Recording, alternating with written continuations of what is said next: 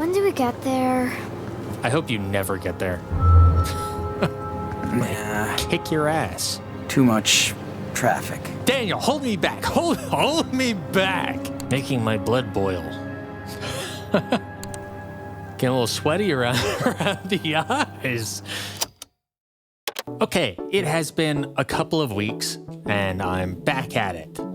Rest in peace, Papito. It's Daniel and Sean on the road. I just refamiliarized myself with everything to be as up to date as possible. I think hopefully I have resolved the audio issue, and given how long this first episode is described to be, I think we're 75-80% of the way done. We have taken Daniel out into this park, this national park, and we've found a nice outcropping in the woods to sort of set up as our home base, as our camp. If I remember correctly, I set out to get some firewood, and Daniel is... Looks like a cave. Okay, so we jumped back a couple minutes. Great. Kind of spooky. No. Actually, it's kind of perfect. For what? For us, man.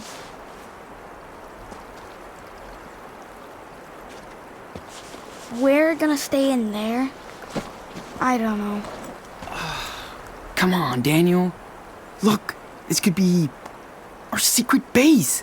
I bet we could stop any orcs from capturing us in here. Cool. In that case, we definitely need to get a fire going first, right? Right! Right. Yes! So what do we need?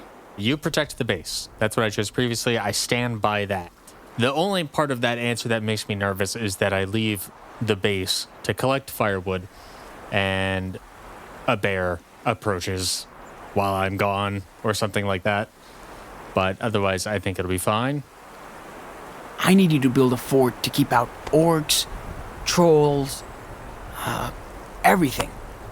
And I'll take care of finding the wood. Deal? Yes! I can build traps too. Nothing will get to us. Awesome, dude. I know.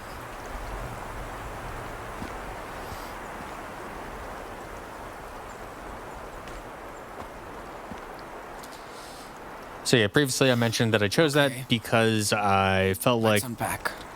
Daniel was running a little low on energy, getting a bit tired, worn out, and I felt like having him protect the base was a simpler task. And I allowed him to have a little fun with a little less responsibility. Meanwhile, I'll do some heavy lifting of actually collecting the firewood.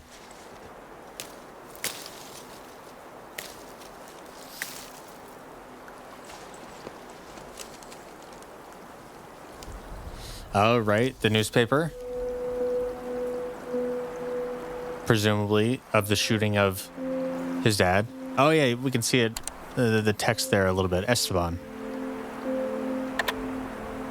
Oh man, our base is gonna be awesome. Look, Coming!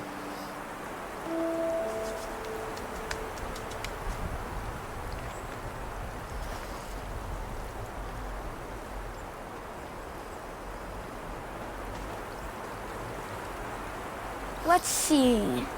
Here's a good spot.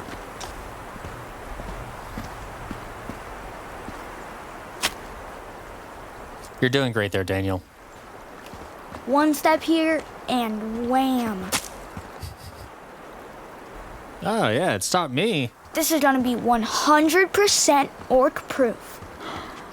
I should start looking for wood. It's getting late. What do we have? Now this is perfect.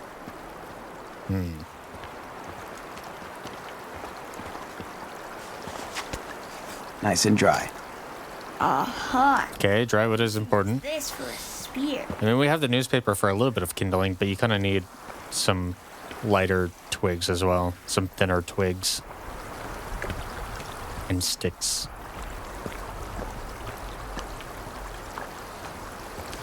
That's enough for a toasty fire. I mean, this is good for once we have gotten the fire started. and we want to maintain the fire, and this is great. But just starting the fire, I don't know. No way they're putting us in foster care. Well, I mean, what are your alternatives? But, excuse me? Ma'am? All right, add this to the fire. Don't worry, brother. We are safe tonight. Oh, cool. That's neat that he ran up and found me to tell me that he was done. Okay. Hey, this isn't too bad. Come on. I guess Daniel can chill a little. Hey, Hey, give me a hand. you got it. What are you doing? Yeah. Is this shirt just a squad? This is It the does. best way to protect the base. Okay. 1 second. 1986? Damn, that's ancient.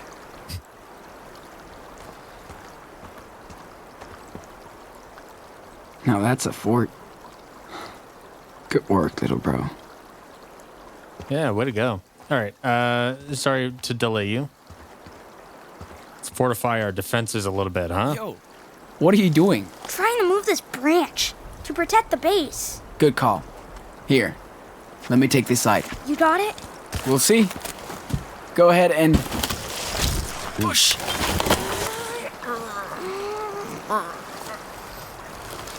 This is like a team building exercise. I think it'd be more We did it. effective to roll it. Here now. Damn right. Nice work, Daniel. Cool. Because then you can build up momentum.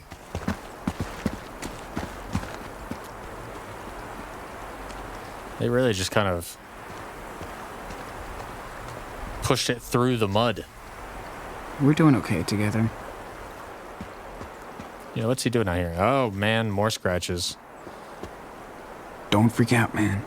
Daniel's gonna think there's something wrong. They're really leaning into the, by the way, there's gonna be a bear. Not today. Wrong your. Not that I'm a strict prescriptivist or anything like that. I ran into a web like that when I was a kid. Ew. Yeah. No, it happens to the best of us. If Dad was here, he'd catch every fish. I bet he would. Oh, nothing to say about this. Okay. Maybe later. Spot. Ooh. Ooh. Rocks and water. Same reaction as me. Yeah.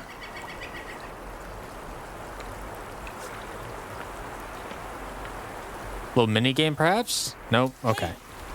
What are you doing, Sean? Can I try? You've never skipped stones? You gotta try. But it was a long time ago with Dad. Okay. Then show me. Watch me. All right. How many are we thinking? 4? 1. Dude, Okay. come on. Well, That's a boulder, not is that 1 or 0 skips? Here. I think that's 0. Hold it like this. Look at my hand. Boom. Okay, that was 3. I did it. My turn. Hold it with your thumb and finger. And spin your wrist when you throw. You kind of push out with your index finger. Give it a little bit of rotation, you know? What'd I do wrong? Try it again. Not bad. Give it another try. If you're gonna learn, let's learn. So close. Hey, we're gonna keep at this until you get it down. Try again. You've almost got it.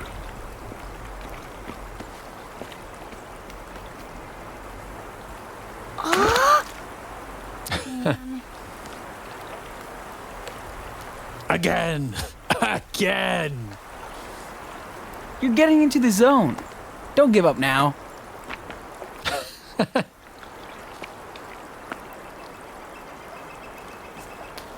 Yeah! Yeah! I did it! I did it! Did you see? You did better than I did. Oh, yeah. That was awesome. I think you're ready for the Olympic stone skipping team. That was great. A little persistence paid off. He thinks we're just going on a trip. I can't imagine when he'll find out what really happened. Did I miss the bonding experience with him over here? Oh, you want to challenge me? Behold my sword. Well, I guess there's a bonding experience over here. Feel the blade. I would like to play ally insofar as it aligns us together and allows us to be more cooperative. Almost got me. But I feel like playing opponent would be more fun, perhaps. But I'll play ally, Ah, you know. you can't defeat a DS. This would be a cool spot for real vacations. Ah! I pressed the button, but it was too late. Move over to your next spot of a bonding experience. Now that is a Push him into it. web. Just You're safe, little bro. Spiders hibernate in the fall. Good. I remember when you pushed me into that web. Hey, that was a long time ago. You got me back, right? Yeah, well, you screamed when you saw that plastic spider. So funny. Yeah, ha ha. At least they won't bug us tonight. Get it? No. that spider web is freaking out. Ants. Careful. Don't want to wake up covered in ants tomorrow. True.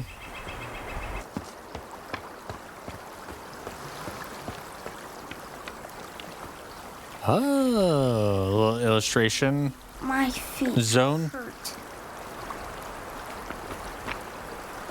Feels good to focus on something after all that shit. Yeah, okay, so looking up at the scene, whole day to observe. I'm downloading it into my brain. Okay, got it. Okay, go down and just wildly flail on the left thumbstick. Oh, Nope. I can't do anything without looking up first.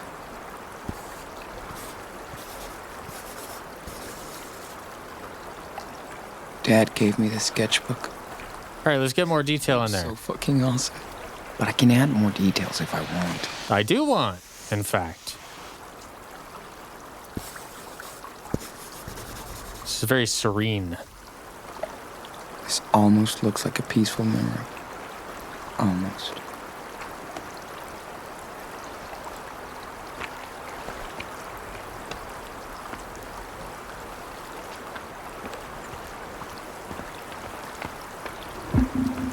Ah, Daniel has teleportation powers as well. Are we done? Do you have any more interactive moments?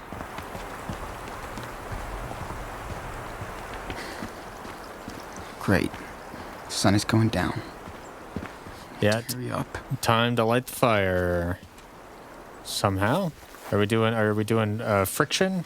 Oh, he's got the lighter, right? Oh, it feels like a lifetime ago. Check this out, Sean. Whoa. Nice view. You can see so far. It's like 6 feet off the ground. Yeah, I'll go sit with them. Wait, I'm coming. I want to see too.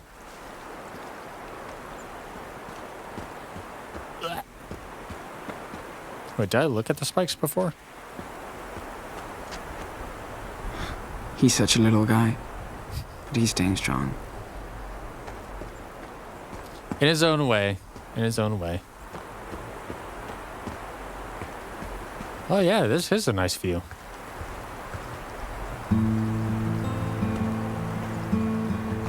It's beautiful.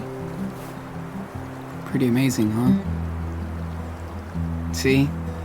It's not so bad here in the forest.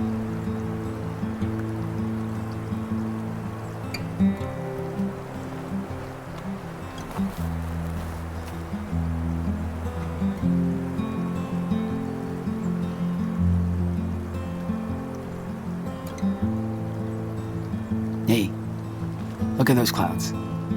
What do they look like to you? I don't know. Cumulonimbus. Cotton candy? That's it? Cotton candy? I don't know. What do you see? Babysitter. I'll say a dragon. That feels like something Sean would say. He's very fantasy-minded, right? He's got that basilisk novel. A dragon. What? Where? Okay. There's the tail. And the horns. And the fangs. And the smoke coming out of its mouth. Oh, I see it. It's awesome.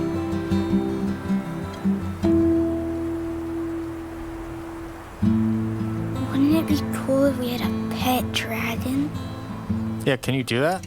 Is that part of your power skill set? Ooh. This game just turns into how to train your dragon. There's a giant douchebag. Oh, yeah? Where? Right here. Right here, huh? Damn. You really freaked us with the okey doke on that one.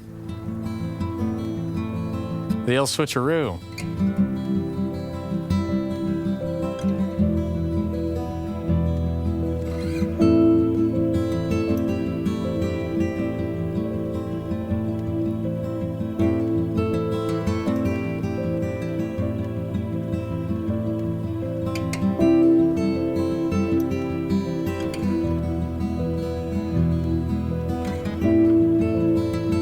What a nice vibe.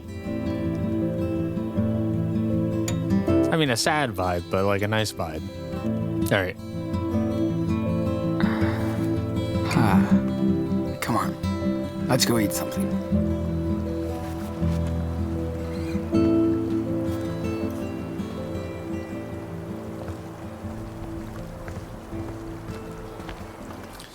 Yeah, all right. What do we have? We have a Choco bar. We've got a bag of chips and $40. Around here. And we got some sodas. And I guess a bottle of water as well. All right, Enano. We're cave people now. And Nano. Time I'm unfamiliar to with that make one. fire. We make fire. Can I help?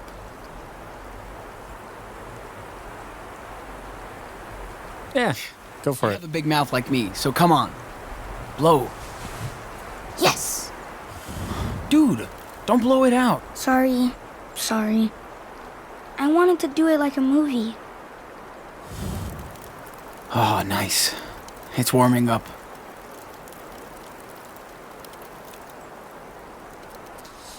You know, not only does including him make him feel like he's participating, but it also imbues him with the skills to survive. Because there may be scenarios where I am not there to take care of him. And if he's out here all on his own, he's gotta be able to make a fire himself. I mean, it'd probably just be better for him to find civilization. Oh, we got our crisps or chips, depending on your regionality. Wish we had more. Yeah, those chips are gonna go by quick. Me too. I'm ready for dessert. Go ahead. Split it, split it, split it. Do you want a piece?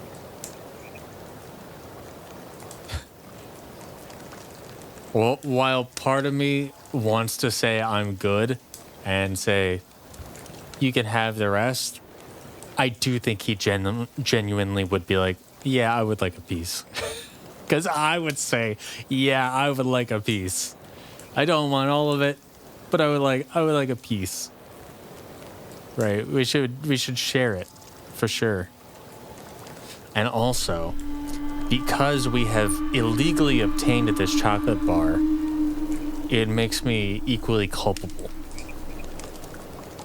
Yeah. For once I do. I bet. Now I'm the judge. And I say no choco crisp for you. Damn. Figures you try to get revenge, Judge. Came back to haunt Remember me. your trial. Too late. Court closed. Mm-hmm. They have a real... So good. Wow, I he wish I just had cheeseburger ate it all. milkshake like yesterday. I'm trying to hear and teach them the virtues and values of compassion and sharing and supporting each other, and he just eats the whole damn bar. It seems like a lot of their relationship has this sort of, I'm going to say, punitive quality to it, and that's overstating it. It's not quite the right choice of words, but there does seem to be a push and pull with their relationship, where they will do one thing to irritate or bug or harm the other, and then the other one will do that back to them, which I guess is probably common in a lot of brotherly relationships, but I don't know that I ever really experienced that too much myself. And I don't know that I like it much, because I feel like it potentially leads to an escalation in a way that's really not healthy. In this case, we're literally talking about survival. I mean, it's just one chocolate bar, but also it is the last of the food that we have. Okay, if I remember correctly, he was talking about a hamburger and milkshake that they had yesterday. Oh, so that's what they spent their money on. They had $40 from Papito, or Papa, Esteban, $40 from Esteban, and they must have spent it on that meal. I wonder if there's any food left. I don't know. On one hand, yesterday was yesterday. It would be useful for him to know that don't linger on the past too much, because we have to start thinking about surviving today and tomorrow. We have to ration our food. We can't survive off of the memories of how good food used to be. Stuff like that.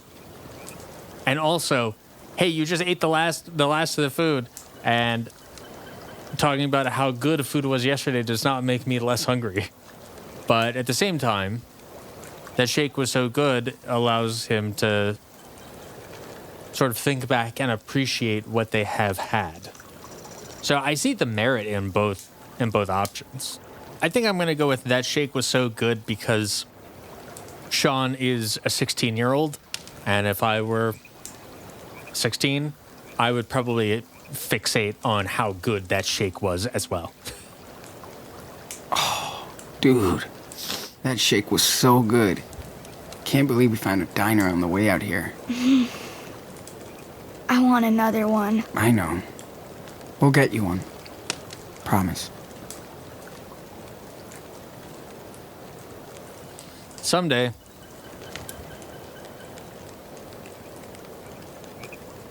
Let's look and then we'll check on.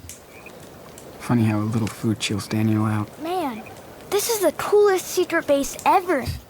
Nobody's gonna find us.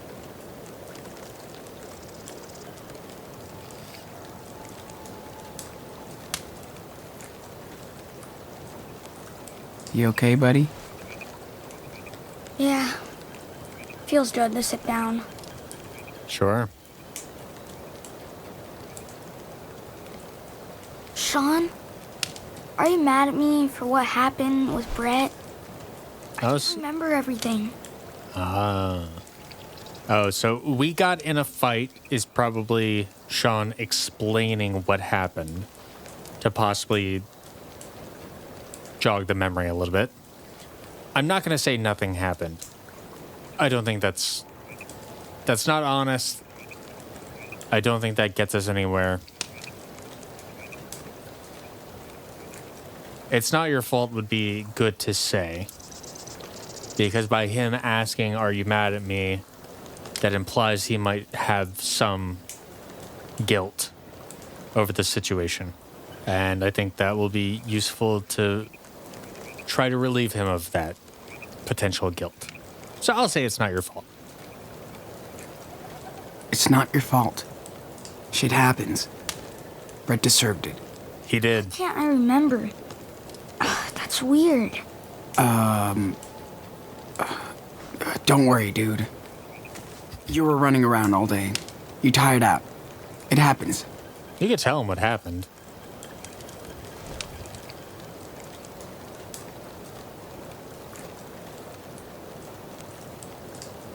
But perhaps I had missed my opportunity to tell him what happens. Oh!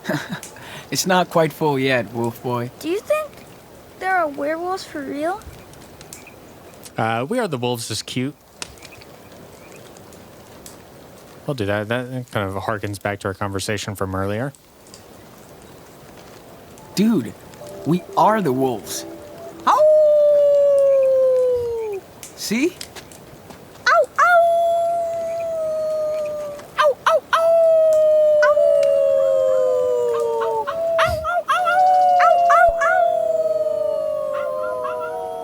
Okay, let's chill out a little bit because there are wild animals out here.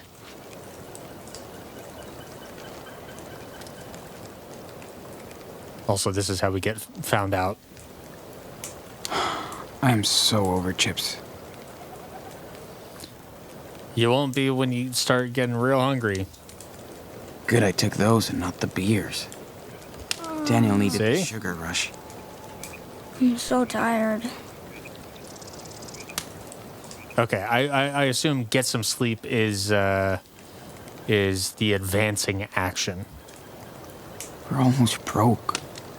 How do we eat tomorrow? Okay, so that kind of answers my question. A little bit of money left, but not enough to buy a meal. Wonder if I'll ever go back to school after this. I don't know. Oh. All these exclamation marks. Presumably these are items that are new or have changed in some capacity. My party plans. Seems like a lifetime ago. Yeah. Dinner receipt. Way out of budget, but we had been walking for hours and Daniel needed this real bad. So did I. $13? For 2 burgers and 2 shakes? This really is 2016. There's one fast food place I can go to these days where I can get a meal for $13. It's P. Terry's. Great meal. Little on the small side, perhaps. I can get a veggie burger with some fries and a large soda for about $13. Everywhere else is much more expensive. We're talking probably closer to $20 for most other places. We've got our blanket here. Fortuitous that we decided to bring that. Seemed like a really weird decision at the time, but it is paying off now. Thank gosh I have this blanket to keep us warm. Feels like a tiny bit of home. And what the hell is this? Weed pipe. At this point, I would defo have a hit if I could. Texts. Oh man, my phone is on the brink. Unknown. Haven't talked in a while, man, but just I saw a shitload of cops near your house, so let me know if you're cool. Sean, are you cool? I don't know who you are. I'm not going to talk to you. Ellery. Sean, call me, please. A lot of people trying to check in. Eric. Where are you, ass? Get over here. Bring beer, we're out already.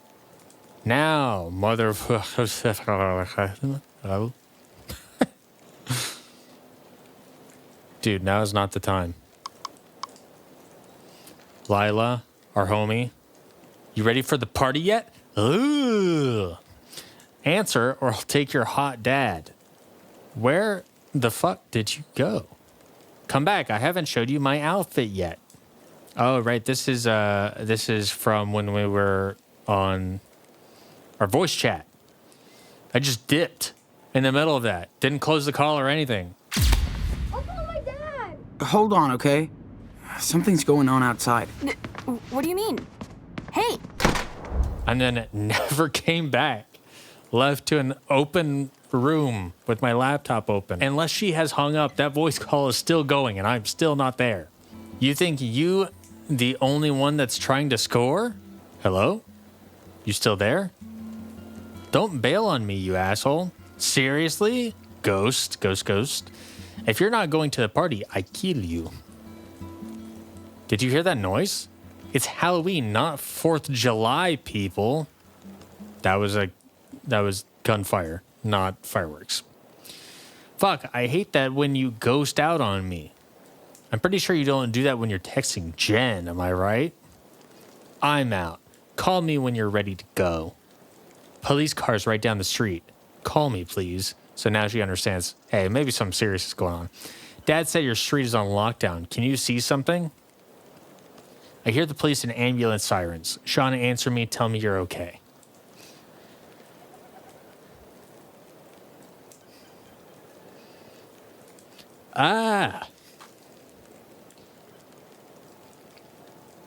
I'm worried sick.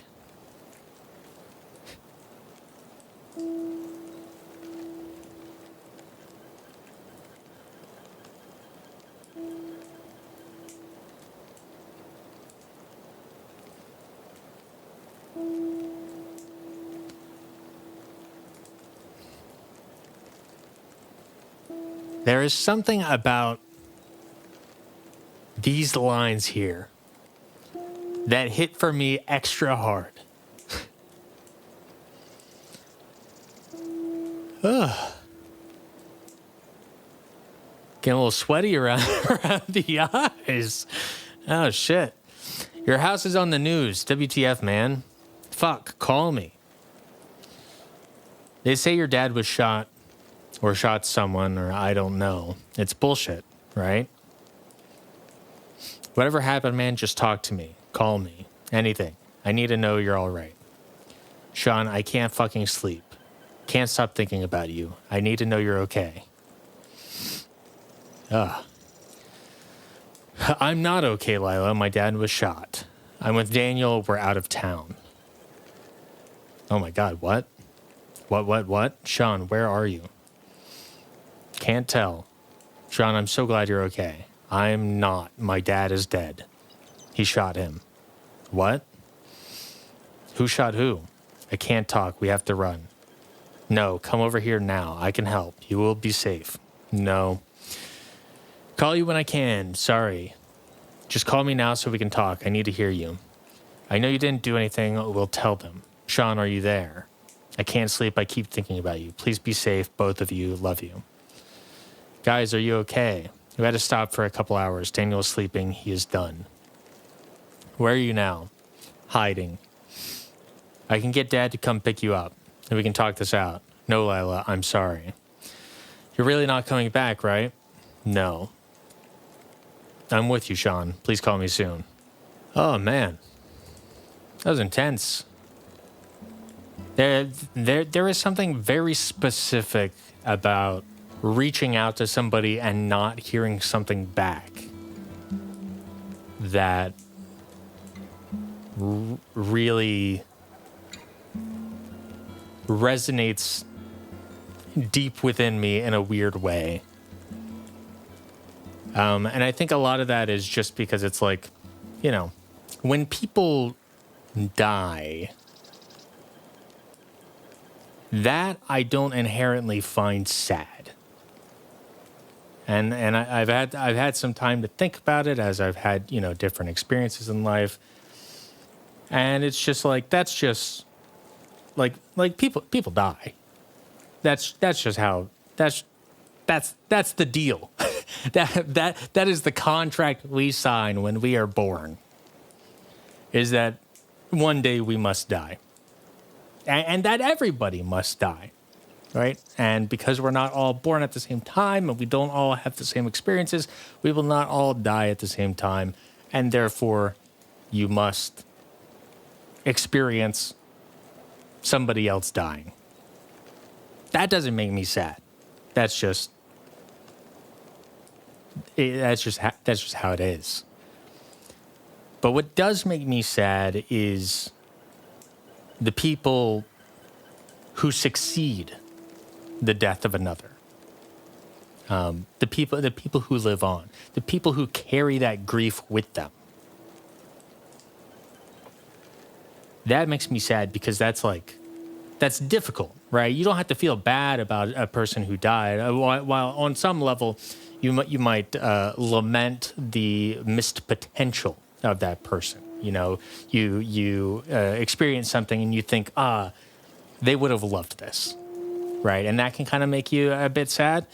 But you don't have to worry about like the hardship that person would have to go through, because there's just nothing, right? But the people who live on, they have continued hardship, and sometimes they find it difficult to have a similar perspective on death as I have, and because of that, they struggle, and I find that to be sad, right? So seeing Lila reaching out to Sean, concerned, knowing how close they are, and seeing her go through some of that grief and uncertainty, that really works for me, insofar as getting an emotional reaction out of me, because that shit will make me sad. I'm glad I tuned in today. I started playing. I jumped back in today. Really the vibe I needed right now. Meanwhile, Sean's phone is about to just be totally out of it. Jen. Okay, so she responded, "Hi, Sean," smiley face. "This is Jen." As you can tell. Just checking to see if you're still coming by. Smiley face. That's such a... They've both got such a funny, nervous energy around each other.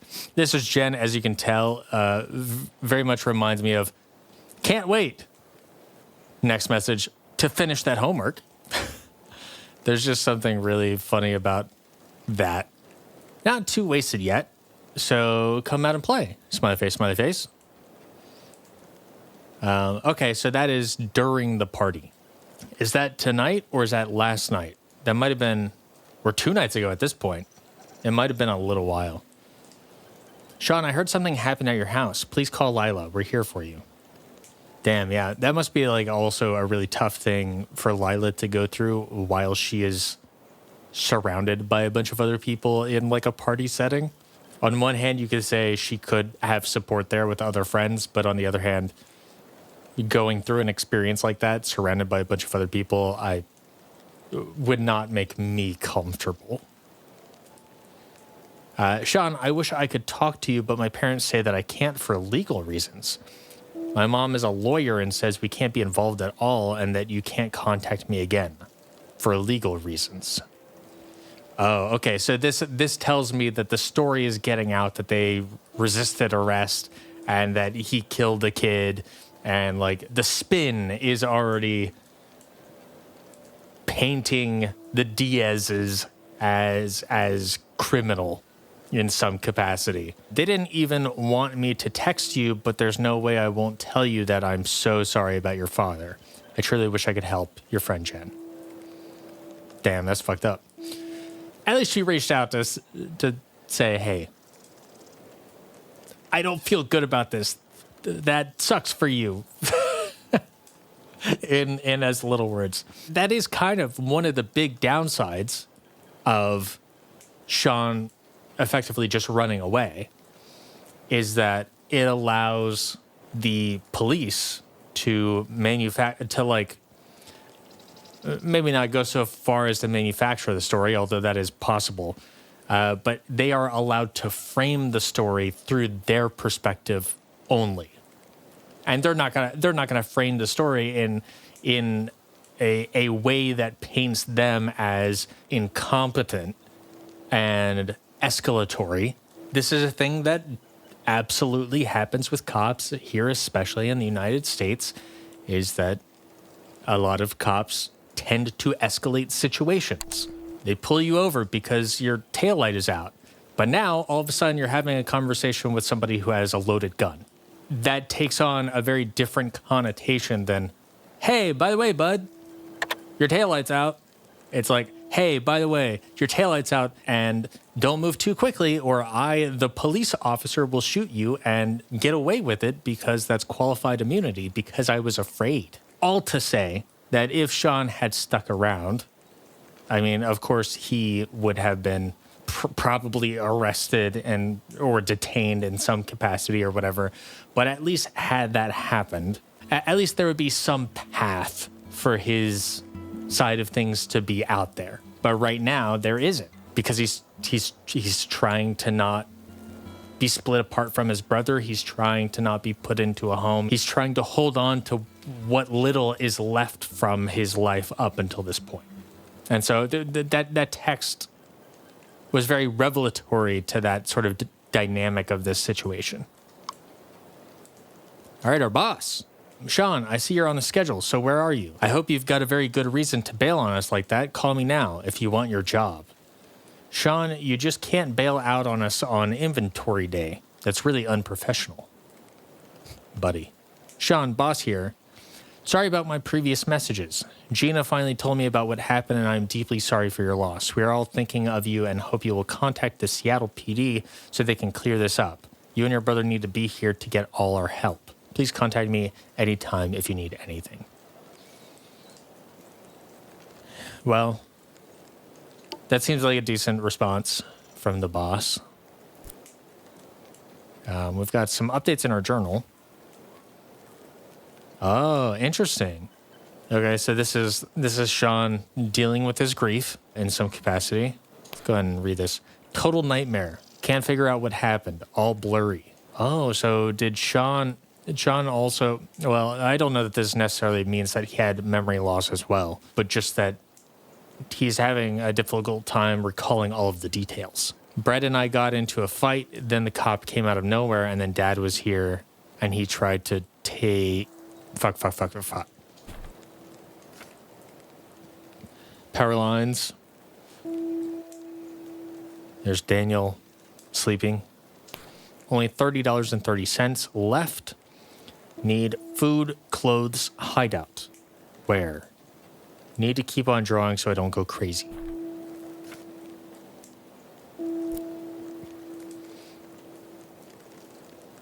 Ah, so we're in Washington. That makes sense with all the big trees and everything. Oh yeah, there was like Seattle PD and stuff. Right. It also says Seattle on the screen right now. Oh, okay. I can click into this. Oh, these are documents. Right. These are all things that we found in the house and on the computer. 7 documents out here. Interesting. How to customize Sean's bag. Some souvenirs can customize your bag. That's kind of cool. Oh, does this mean I have missed this one? It was in a closet somewhere? Damn, I thought it was pretty thorough. And then I presume this one has yet to be found. There's a semi-truck somewhere. Oh no, was this when Daniel was over by the river and he was saying stuff and I didn't get to him fast enough? No!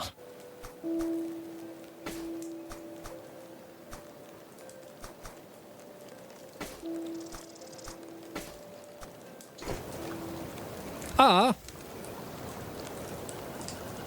Nice. Man, I made a fire tonight. Dad would be proud. Yeah, you did a pretty good job. I could really use a smoke. Daniel's a zombie. We gotta get to sleep. I love the lighting of this. This is like civil twilight, something like that. It's just after sunset. Sean, it's getting late. Man, no way I'm going camping after this shit. It is getting late. Go to sleep. You look tired. Ready to crash? I've been ready all day. I My bet. feet hurt. He's been complaining about his feet ever since we got to the park.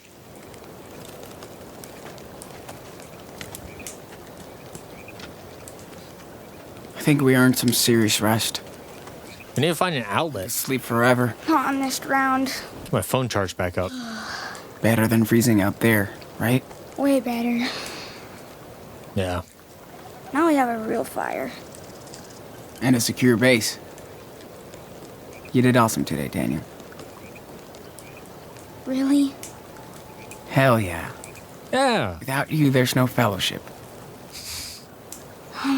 That's cool. Eyes won't stay open, son.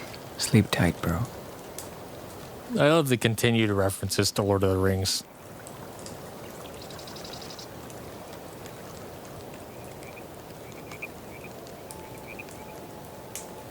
Now, I don't know. Did we leave the fire going? Do we put it out? It could attract animals, perhaps. Or park rangers.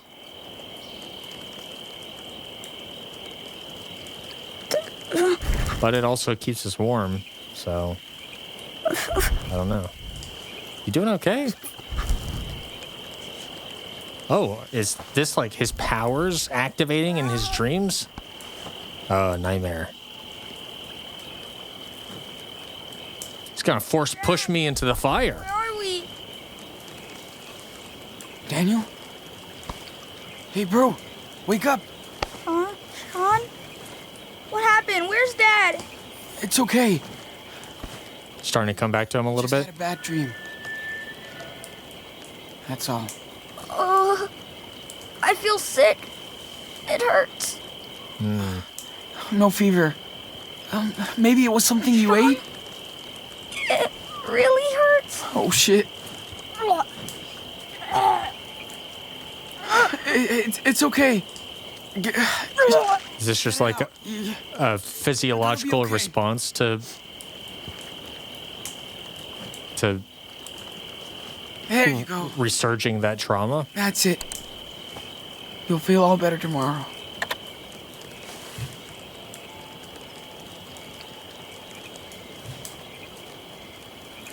Daniel, we'll find a better place tomorrow, okay?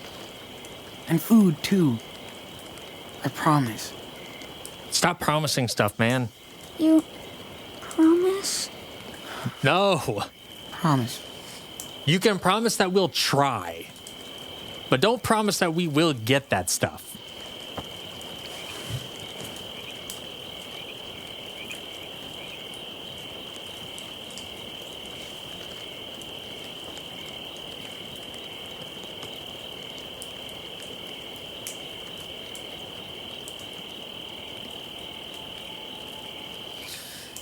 Yeah, I wonder what that's all about. I would assume that's some sort of trauma response given the content of his dreams just prior to the feeling ill.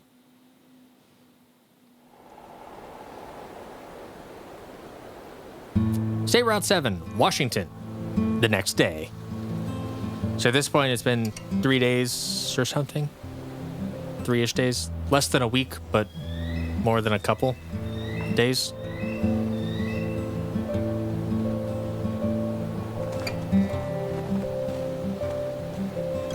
Look, it's easier now. We're going downhill. Where are we going to? Yeah. You said things were getting better yesterday. And the day before. I'm sorry, dude. I'm trying my best. Let's walk a little more. There will be a rest stop or something where we can buy food. I'm sure of it. And what's our plan? Moron. Are you okay? Yeah. No. I was just thinking about when Harry Thompson wanted to beat me up. Me and Noah traded some games with Harry. But he didn't like his. So he said he was gonna get us after school. What did you do? We waited in the gym until he went home. That's it? You should have told me. I tried. But you said to get out of your room. That sounds about right. I apologize. I'm sorry, Nano. I should have listened. You did stand up for me. With Brett. I did. For a change. Yeah, That's because I'm in control. he had it coming. Yeah.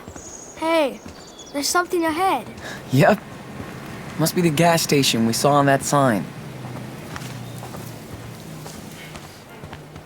New message from Lila. Man, my phone is right on the brink. No!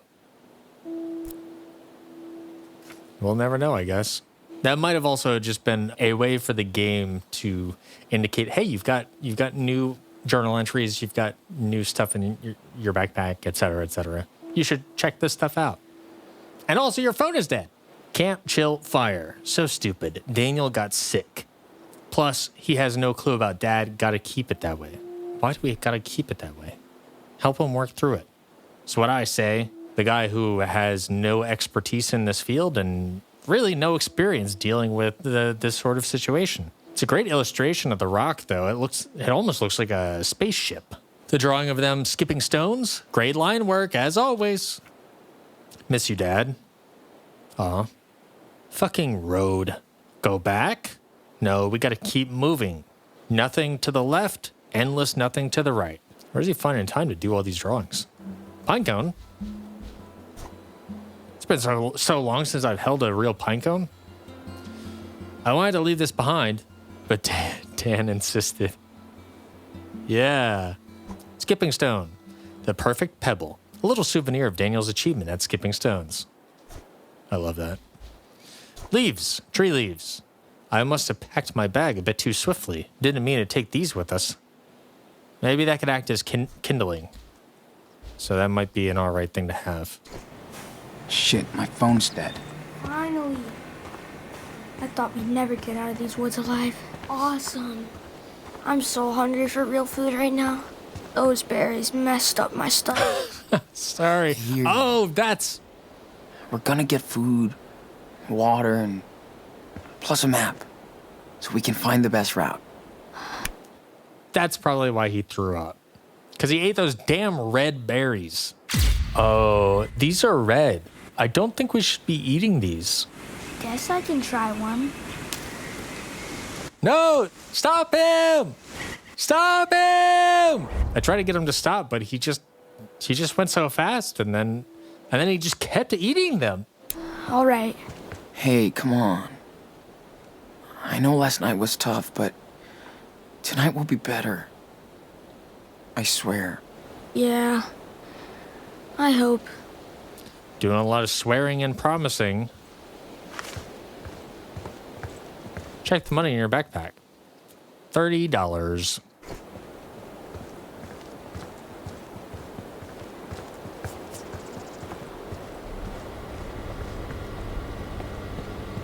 Okay. Hey, y'all got any Choco bars that I could steal? Utah?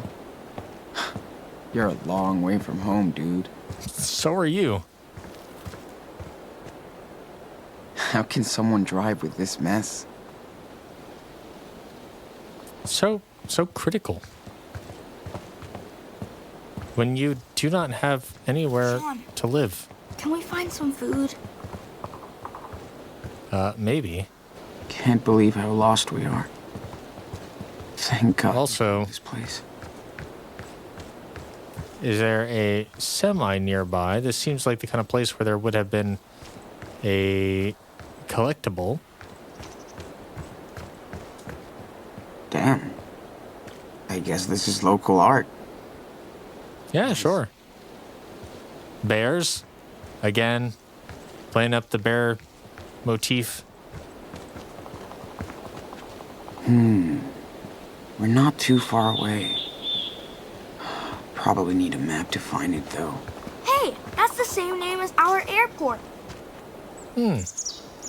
Cool. What kind of name is Stamper, anyway? Again, so critical. Jeez, chill out, folks. Nobody wants to go to your weird house anyway. I kind of do. Looks like the perfect setting for the Washington Chainsaw Massacre. I guess. Yeah. Sure. It's cool we found this place.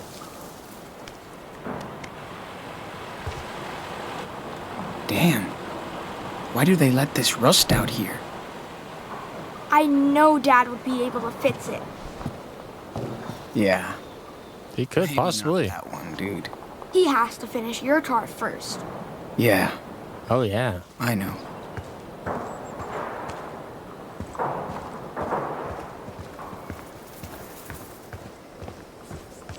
Got any food back here? Sean, you sure it's okay to poke around? No. But I will do it anyway because I am It's going to be nosy. freezing tonight. Look at So we need to all the stock baby up. bears. I wonder if the big one is their dad. This is just too many bears.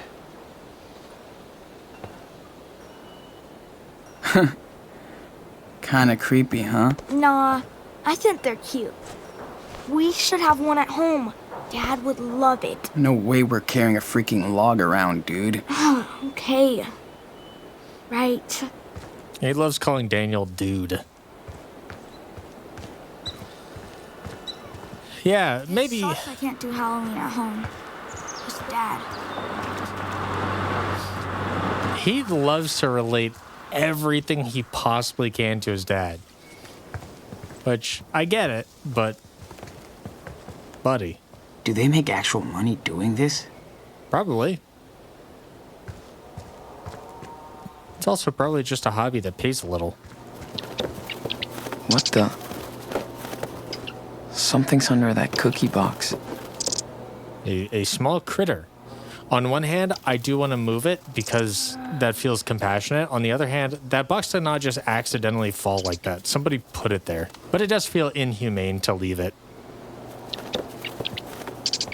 Then I'm let's get doing the it. hell out of here. I'm going to move it, and then I'm going to run away as fast as I can. Unless there's like a mouse in there or something, and they caught the mouse, and they're planning on safely relocating the mouse. They just haven't yet, because they're open during business hours. I'm doing it. Okay. Consequences be damned. Be gentle. Oh, Fly. it's a bird. Be free. Not bad, Sean. Picking that thing up. Hey, I'm cold. you forgot something, Brody. Cold out here. It's not that I'm not even sure what kind of bird Oops. you are. But I'll keep this. Sorry for interrupting. Where did the feather go? Oh, it's right there. It's kind of a goofy one. All right, let's. Oh, you're just taking a breather.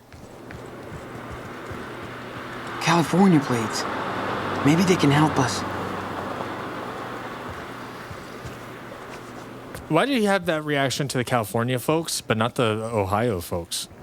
Or Can't even check my goddamn voicemail here.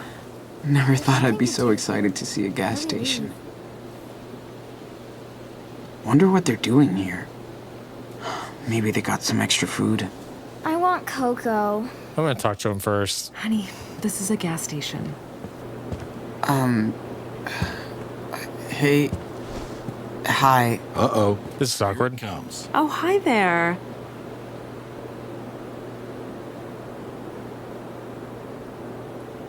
Y'all visiting? So, are you guys just visiting? Or it's kind of out of the way here? Just passing through on our way to Vancouver to check on our new home. All the way from California. Yeah, Oh. like everybody else in Vancouver. Oh, that's cool there. We're from Seattle. That's nice. I just love the weather up here. Yeah. Who loves the sun? Can't wait for all that snow. This guy sucks. No.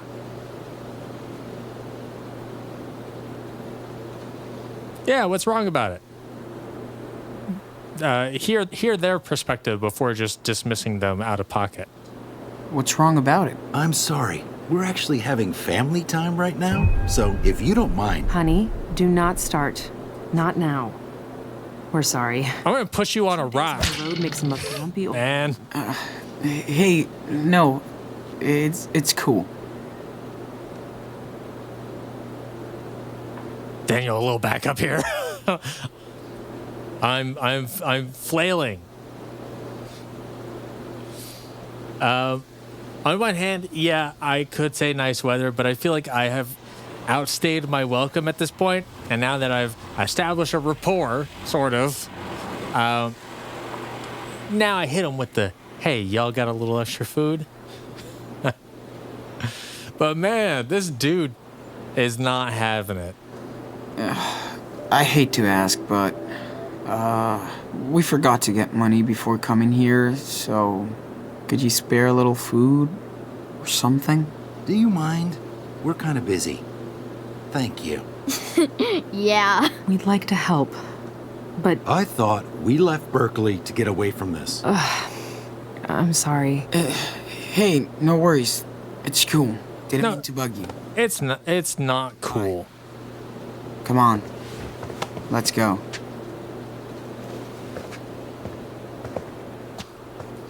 Look at you Hey, I'm cold. and all of your fucking opulence here. I have $30 to my name, man. I hope nobody bugs us. Oh yeah, I hope nobody bugs us. Tomboy. Oh, sorry, that was Daniel. Never mind. Sorry. I'm just being a jerk to you just because you were a jerk to me, man. Buddy. Look at this They have parents. Yeah. Bad parents. fucking dead parents, man. What is your problem? More food. You've got a 3 liter of orange juice. You're sure as hell not going to drink all of that before you get on the road. Even if you do, you're at the pee 10 minutes later. Getting me riled up. It's getting There cold. might be some leftovers in it. Fuck, is this our life now? I'm not gonna dig through the trash can in front of these absolute jerks. When do we get there? Honey, I told you about 5 hours. I hope you never get there. Okay, let me chill out. let me calm down. They got me a little heated. No Vancouver. Sorry. Nice try. I have a map. I will say, I mentioned early in this recording It's in the car, Moms. that I kind of remembered something. I feel like I remember a bathroom. I don't know exactly what happens, but I feel like I feel like that's sparking something. All right, who's there? Who's there? Europe. Europe who? No, Europe. What the hell, man? Is that even a joke? It's pretty good. Europe.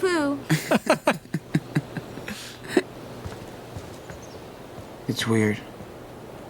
This will be my first Halloween away from home.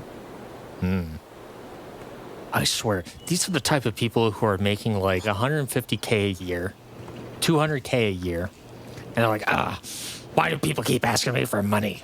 It's all mine. Mine.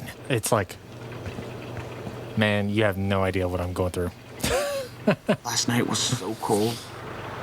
I don't even want to think about ice.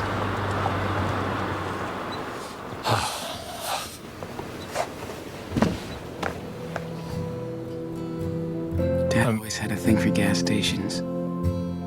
We stopped at so many on our road trips. He says they're all kind of the same. They feel familiar. Almost like home. Same bad coffee. Same nasty toilets. Same food. But I don't feel at home at all.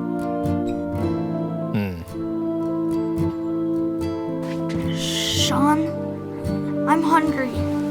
Can we go eat something, please? Yeah. Sorry.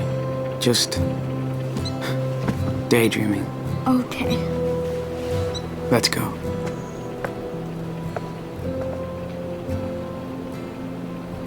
And another thing, I'm gonna steal their car. How would you like that? Do you like that, Buster? I'm gonna steal your car and everything in it. And a real bed. Nah. Kick your ass. Too much traffic. Daniel, hold me back. Hold me back.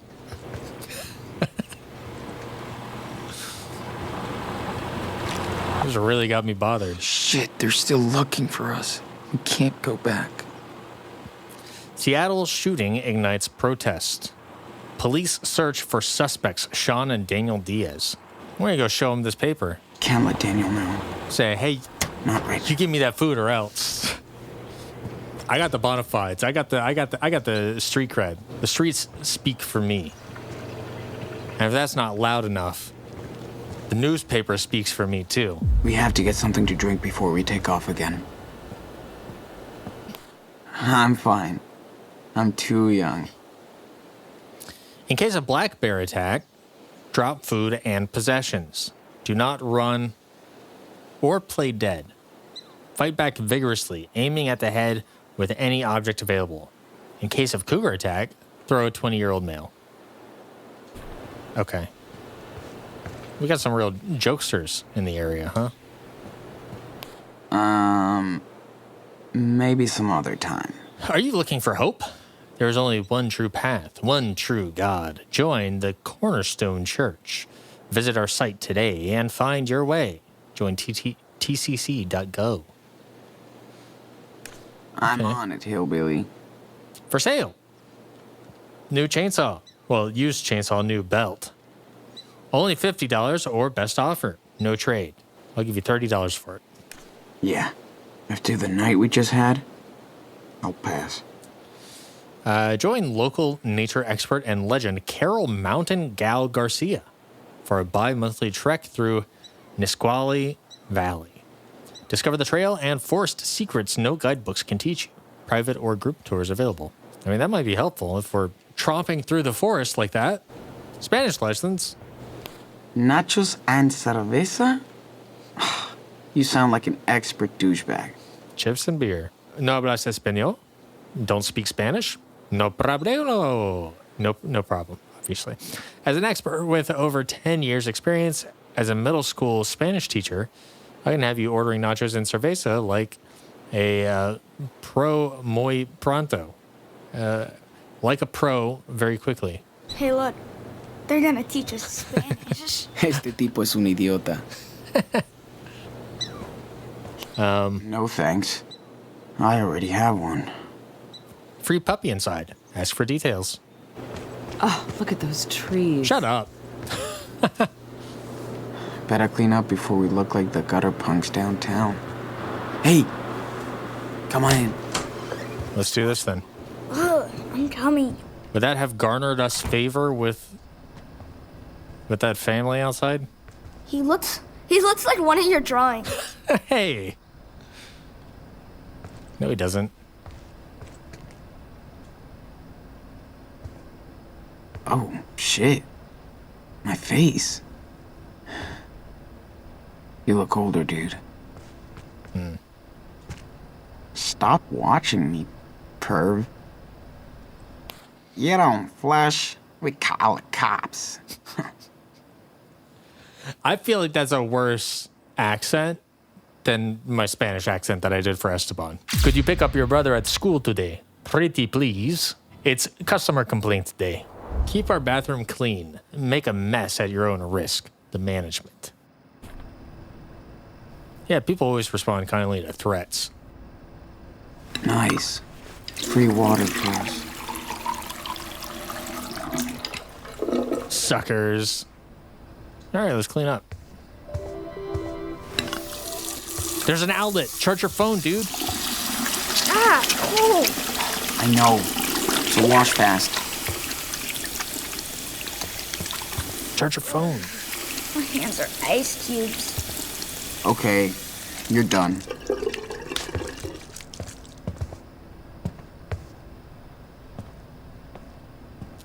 Man, charge your phone. Ask. Yeah, Are we sure. good to go, or do you need to... Nah, it's okay. I went in the woods just before we got here. Cool. I believe you. Let's skedaddle.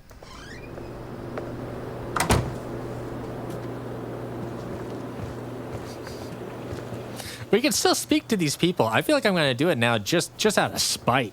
Hey, Like we said, we're a little busy right now. hey, Like we said, we're a little busy right now. Are you? hey. Like we said, Sean, can we find some food? Yeah, sure, Daniel. Just help me slash these tires real quick. Okay, let's go inside.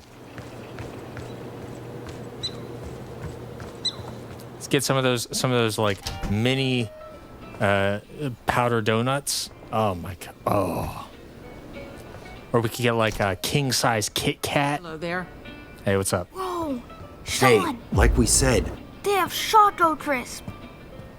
6 down is a sharp one. Perfect. Blue sky. Wish we could join the crew, guys. How do I figure that out?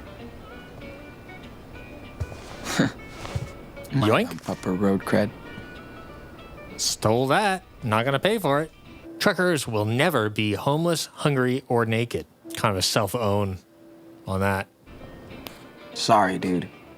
You'd had to drag my ass to make me come back here after all this. Learn how to fish, build a fire, set up an eco-friendly site. 2 weeks on the beautiful Whidbey Island. No tourist is gonna do this shit. Chinook Village, tour guides. Tea break with the elders. That sounds nice. Baba bars, love at first fright. I hope Halloween isn't ruined for Daniel by all this. Yeah, we're not exactly going to be able to just pick up a bunch of candy, unfortunately. Oh my god, this is the coolest thing ever. Beware the Halloween. Hey, come here.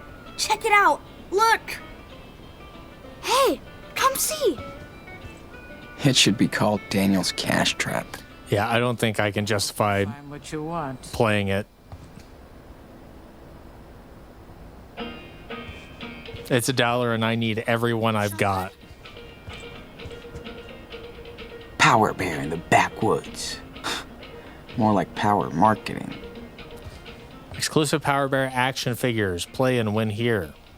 Oh, so these are just action figures. On one hand, Come on. if we won, it might be good to keep morale up. But on the other hand, I can't justify it. I just can't.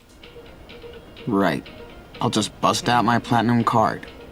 I have to be the adult in this situation and say that we cannot spend our money on that. She's Dad daring. would have loved this so much. Man, look at all that food. Dude, Steal. Whoa. I know. Daniel deserves this.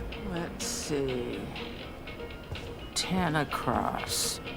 Wish I could send Lila a postcard. Like a regular holiday trip. Go back to the bathroom and charge your phone, man. What do You you could send her a text at least. Hey there. Well, I'm actually doing research. It's, not for you. Don't talk to strangers. Like dirty stuff? Yuck. It's, Hey, hi. Sorry about my brother. don't be. He's awesome. He is awesome, but you're... I know what you're thinking. What the hell is this creep looking at? No, I don't mean... No, I am thinking that. It's not as weird as it seems, though. These people, they only live a normal life. Just naked. I mean, if they're not harming anyone, who's to say they're wrong? Dude, what the fuck? Get the fuck out of here, man. What is your deal? Hey, lady behind the register, you know this guy is just like over here looking at nudes. That's crazy. I mean, on one hand, yeah, if there's some nudist colony or whatever, and they're just living their life like that, then hey, that's whatever. Who am I to judge? But I'm saying that's crazy because you should not be looking at this material out in the open in a gas station. Have a little decorum. Show a little decorum. I don't know how that works exactly. That's crazy. That's crazy. You think? Yeah, maybe it is. Or maybe society wants you to think so. Yeah, Never man. mind. I'm getting carried away. Name's Brody.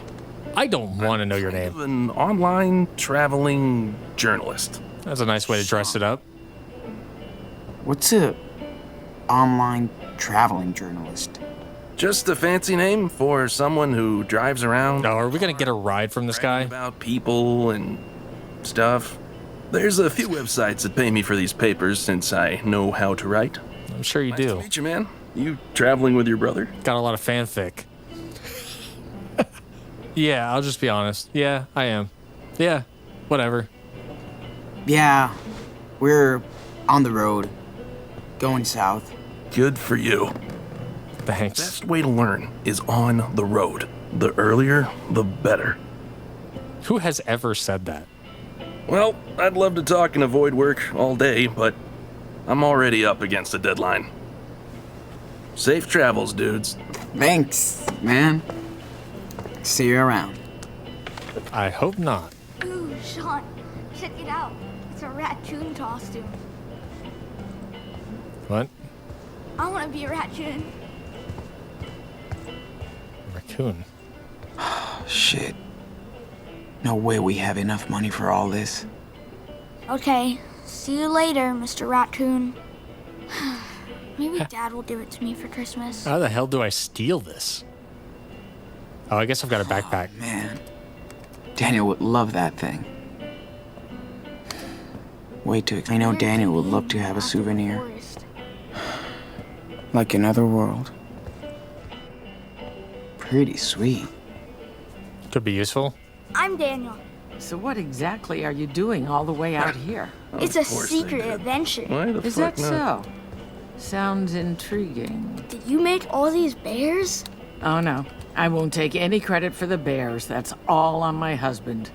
He won't stop making them. No matter how much I beg. Oh, I think they're so cute. Well, good for you. Sure glad somebody does. Yeah. Hey, don't bother her. Sorry about that.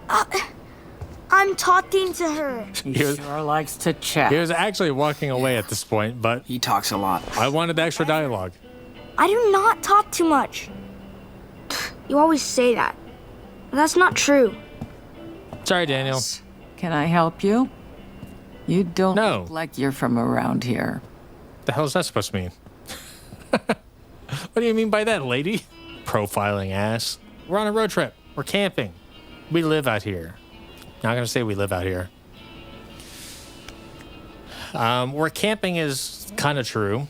We're on a road trip would be probably the least suspicious, but where camping would maybe elicit the most helpful advice from her.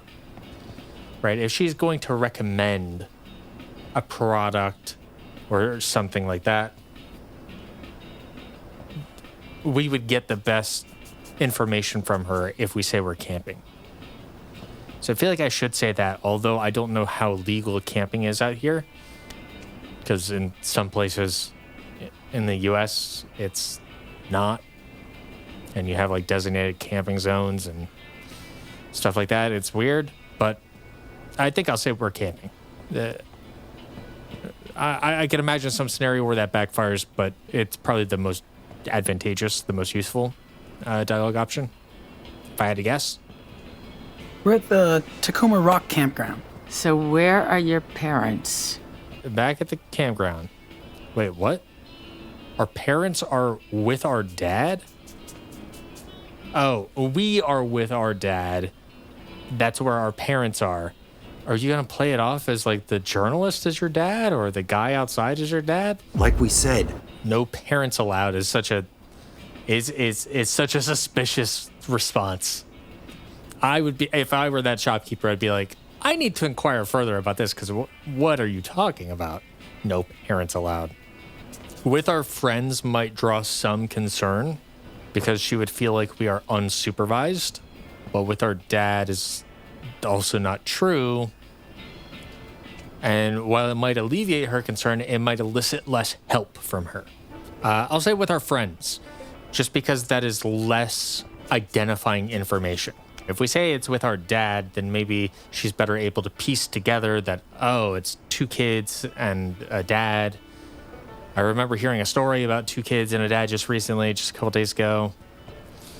Stuff like that. So I'm going to go with our friends. Uh-oh. We're with our friends. Pretty fun. By yourselves, all the way out here? Okay, well, now she is getting suspicious. And I feel like neither of these options are great, because if I say come here all the time, she's going to be like, well, I've never seen you. So that feels like a lie. And if I say short field trip, she's going to be like, short field trip from where? You're out in the middle of nowhere. There's nowhere is nearby enough that it is a short field trip. I guess I'll say short field trip, because then at least I have plausible deniability of being unfamiliar with the area. Oh, it's no big deal. Just a short field trip. We're not that far from home. Well, didn't mean to grill you. Just making sure you're okay out here. Thanks, lady. Have a nice day. Why does she say it like that? Don't worry, we'll get you a new family soon. We could use some spare clothing. Especially Daniel. At least she seems okay. Boring, but nice. So he's implying we should get new clothes as well. That's so cute. I hate it. Perfect.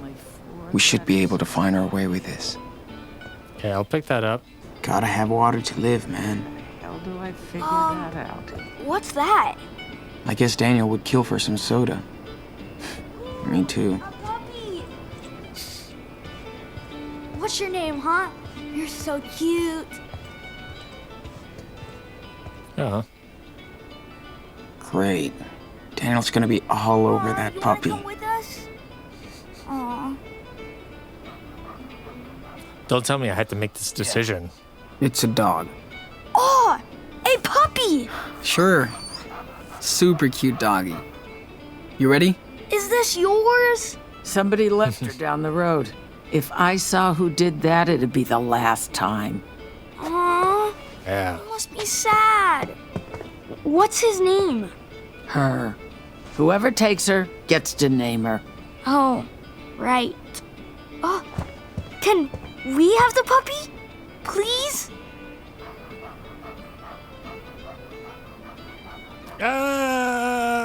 But look at the puppy. Look at the dog.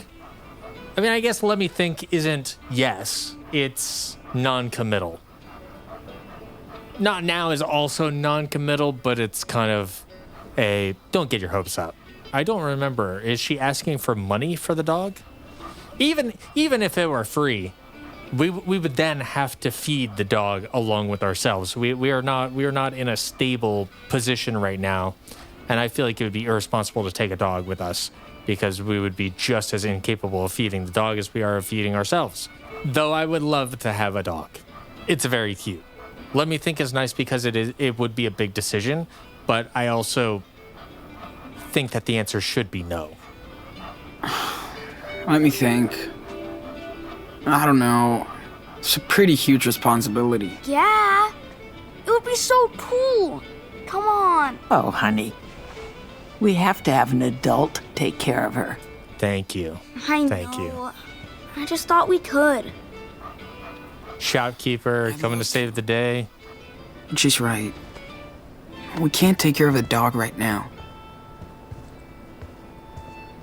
She bailed me out.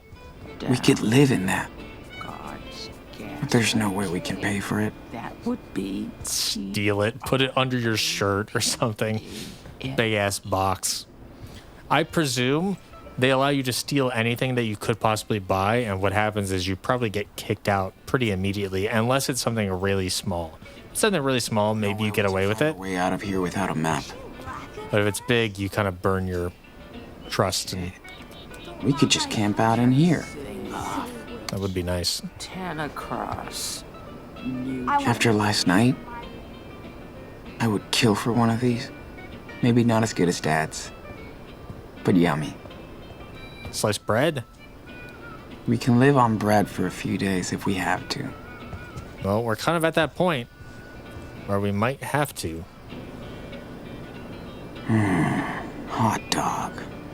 Yes, gas station food is nasty. But I like it. Dude, stop talking to me. I'm too nervous to drink any coffee. Do not drink that coffee. If you like coffee. Hey, Brody? Mind your own business. If you want to go talk to somebody, talk to those jerks outside. They'll love that, I'm sure. Okay. He actually seems cool. Does he? Ooh, Power Bear. I just see Daniel in the background jumping up and down. That's Okay. as close to civilization as we'll get for a long time. So we have $30. Let's figure this out. One, we need a map. It seems like the map is free, so we should be good on that. We need food for myself and Daniel. They indicated that it might be nice to have clothes, but these are all so expensive that I don't see that in my future. Like, really, if we can find a river or something, we can wash our clothes. No. I'm good, man. Thanks. We can wash our clothes, and that's fine. I have not seen them do that, but that is something we can do. And having a new shirt buys us, what, a couple extra days before that stank kicks in. So it's not buying us a lot, and we could use that money for food. I obviously can't buy a tent. I don't know that I feel comfortable stealing anything in here. Load. Is this a fucking dial-up? Drink beer? Water would be useful, but we did just get some free water, and we can always kind of sneak back here, hop in the bathroom, and take some more. I think that would be okay. Probably wouldn't even elicit any concern from her. I don't really want to show Daniel the keychain because I doubt this is free, and I don't want him to be on my case about it. Sleeping bag would probably go a long way to making us comfortable. Way longer of a way than a shirt would. That is $16. So we could not buy two of those even if we wanted to at this point in time. So I feel like we buy one of these. That gives us $14 to spend. I would love to not spend all of it at once. That would be great. He said we can sustain off bread for a little while if we need to, and that's $6. Mac and cheese is $5. You okay? Lady, mind your business, please. Wait, I guess technically she is minding her business because this is her business. She works here. Oh. All right, my bad. Sorry for being snippy. $2. I would like a Choco Crisp bar. Maybe 2. Just because it'll make things a little bit... You know, we need some creature comforts. The Choco Crisp will serve the same function as this, insofar as us not going out of our minds. To get Daniel a jacket or layers. But this actually sustains us a little bit. Not a lot, though. It is candy, ultimately. I'm going to add to basket. That's such a funny way of framing that. But I can't let Daniel freeze. Yeah.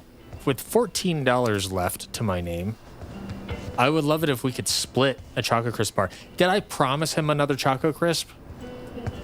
I feel like I promised him so many things. Well, also, a soda would be nice. We do have water, though. Is it going to be as good as this water? This water is so expensive. $4.50. If a water bottle is more than $1, you're getting ripped off. Especially in 2016. This family has a whole unused bottle of soda that they are unwilling to share. But if I got us a bottle of soda, I would have to not purchase one of these food items. What you want? Either the bread or the mac and cheese. Why is soda less expensive than the water? That's unconscionable. Daniel will scarf this down. Mac and cheese? I don't know how we're going to boil the water. I guess we can make a fire. I don't know what we would put the water in. Christ, load. Wait, celebrity pictures? It's going... Wow. Did something interesting happen here? Oh, that's my husband up there. He built this place 30 years ago. Yep. Who's the guy with him? Is that supposed to be someone famous? Yep. That's a famous Hollywood director or something. Sure. He made a show up here, but we don't watch TV. Nice man. Don't think he liked our coffee. Noah loves those. I always trade him for Choco Crisp. Bubba Bars. It's a good name. Okay, we will have just enough. We will have less than $1 left. Actually, and once you add taxes, it might be more than we can afford. We can't make a fancy sandwich. The bread will be just fine. And see, I would love a Choco Crisp bar, but Can I help you? I think it is more appropriate at this juncture to buy the juice, the soda, whatever. Never thought I'd be so excited to see a gas station. I guess we could ask, Daniel, would you rather have soda or a Choco Crisp? Your choice. I think we'll get more mileage out of the soda. No. At least it's got a lot of sugar. Keep our energy up. Yeah, I mean, water would be better, but it's more expensive. I literally don't think we can afford it. Okay. Pick up. Go on. It's actually free. Cool. Thanks, I was going to anyway. Thanks. It's a real nice map. You'll find lots of great hiking trails around here. And to be clear, I'm not gonna steal anything from here. This place is such a useful resource that I feel like stealing something has such a high risk of us getting kicked out that we will no longer be allowed to come back. And now all of a sudden, if we are actually camping here nearby for an extended period of time, now there are all of these resources we no longer have access to. Now, these resources are not actually valuable to us if we don't find a way to make some money. But I still don't quite want to steal that. I did steal that one chocolate bar because it felt like it was so low risk. Whereas this is much higher risk. It also would teach Daniel a pretty rough lesson because it would not be stealing out of necessity quite yet. Whereas the chocolate crisp felt like a necessary sin. I guess is a way to put it. All right, let's check out, and hopefully we have enough money for this. Looks like you're all set to go. Is that it? Yeah, I think so. Okie dokie. Let's ring you up. And Okay. there's the damage. No taxes, no taxes, no taxes. Ah, yeah, we're good. We're chilling. Continue shopping. No, not gonna happen. So I have 40 cents left over. 40 cents in a dream. No problem. Pay. Yeah. Let's go for it. Okay. We got that. Thanks much. And it's all in coins. All right, here's your change. Cool. Thanks.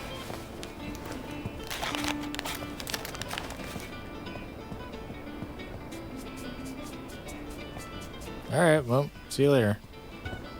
Should I show it to him? You've already eaten. Don't look at me. I'll show it to him. See the baby bear, Daniel? That is awesome. Maybe she'll like us and give it to us for free. So cool. Then he's all yours. Yes. We have a surplus, as you could tell. Really? Oh, thank you. Yeah. Lady, you are the best. I appreciate and respect you. I'm so glad I didn't steal anything from your shop. Down is a sharp one. Can I use your outlet, please? Why do I have access to it? Where's that? Oh, right there. Scott. By the zipper. I love that. All right, time to go. Yes. Hey, Daniel, come on. Come on. Yeah, pour sugar into your gas tank. Table. Get out of here. Let's grab it and check out this map.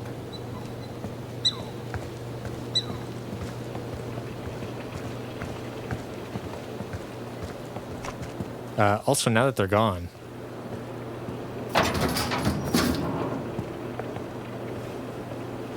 Yay. A fucking half-eaten apple. I don't know that we're there yet. I don't want him to get another upset stomach. We don't need another bad berry situation.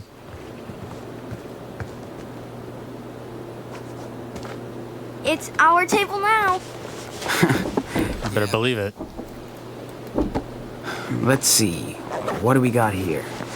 This is a ton of food. I thought we were broke. Not today, Daniel. Well, we are broke now. This is our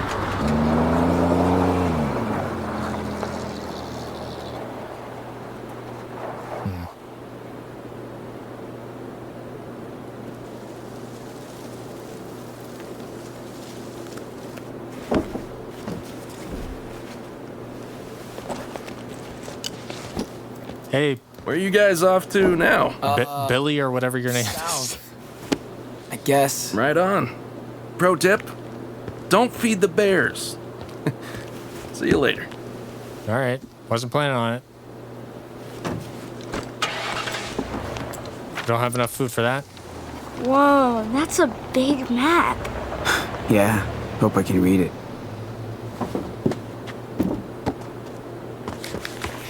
Is this supposed to be Washington? I don't recognize anything. Yeah, me neither. But we have to be somewhere in there. Hey, I know. We're here. There's a gas Oh. station. See? Nah, no way. We were near Mount Rainier yesterday, but it's miles away now. Let me show you where we are, okay? Yeah, okay. We slept at that trout trail thing. Then we walked south for a while. How am I supposed to know? We have to be somewhere southwest of Mount Rainier. Southwest. Fish. There's a stream here. So here, perhaps? Trout trail. I see. We're here. Damn, where can this be? He was just so confident 30 seconds ago. All right, this is it. Are you sure? Yes, it is. It's next to the river we camped by yesterday. Here we are. Okay, so Or it could be can we go there to the one tonight? on Are the you kidding? bottom south. It's way too far. You want to walk a whole week again? But it looks cool. Hold on. I'll find where we can go. Yeah, I mean, we could go here. Looks like you're out camping. Oh, Stranger danger. just going over trails and stuff. Seems dangerous to be out here all alone. Buddy, keep it moving. You're the ones who need to be watched. Huh? Excuse me? We Sure just... hope you paid for all that. We don't tolerate shoplifters. Bro, what is your problem? Sir, we paid for this. And the map was free. Well, let's go inside. You can show us what you bought. No, thanks. Dude, what is your deal? Have to go. Who talks to kids like this? You're going inside. Don't make this worse for yourself, kid. Or I will. I mean, it's a good thing I didn't steal anything. What the hell is this guy's deal? I was gonna say who has ever seen kids by themselves and act this way towards them, but there are some real weirdos out there.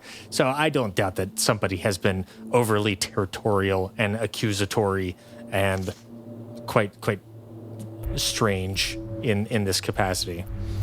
Attack seems like a bad idea, even though he is being quite hostile and very strange with us. But I don't want to do that.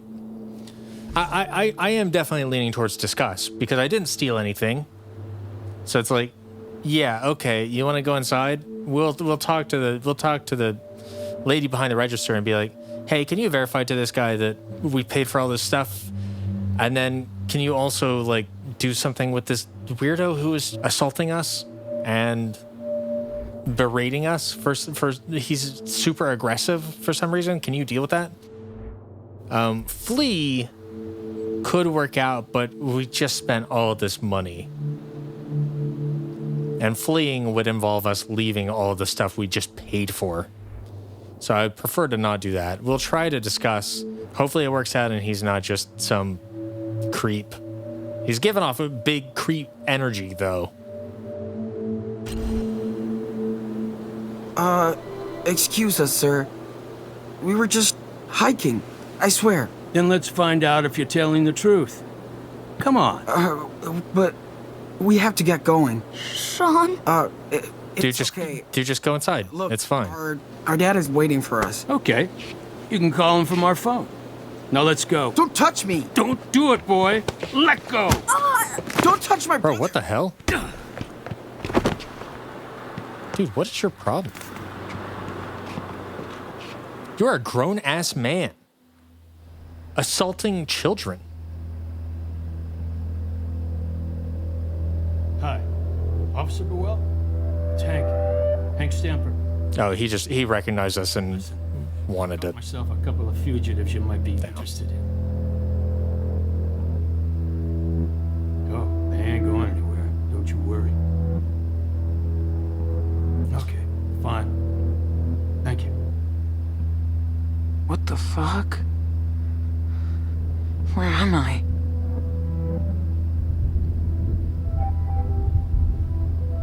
Oh shit. Daniel. No, no, no. Don't do this to me. Police will get those two straightened out. Are you sure about this, Hank? Lady, I was so nice to you. Our property won't be our problem no more. If you say so, then, well, I'll let you deal with it. Oh, I should have stole so much from you. You finally awake? Sorry I had to secure you. But if you're innocent, don't act guilty. What? How's your stomach?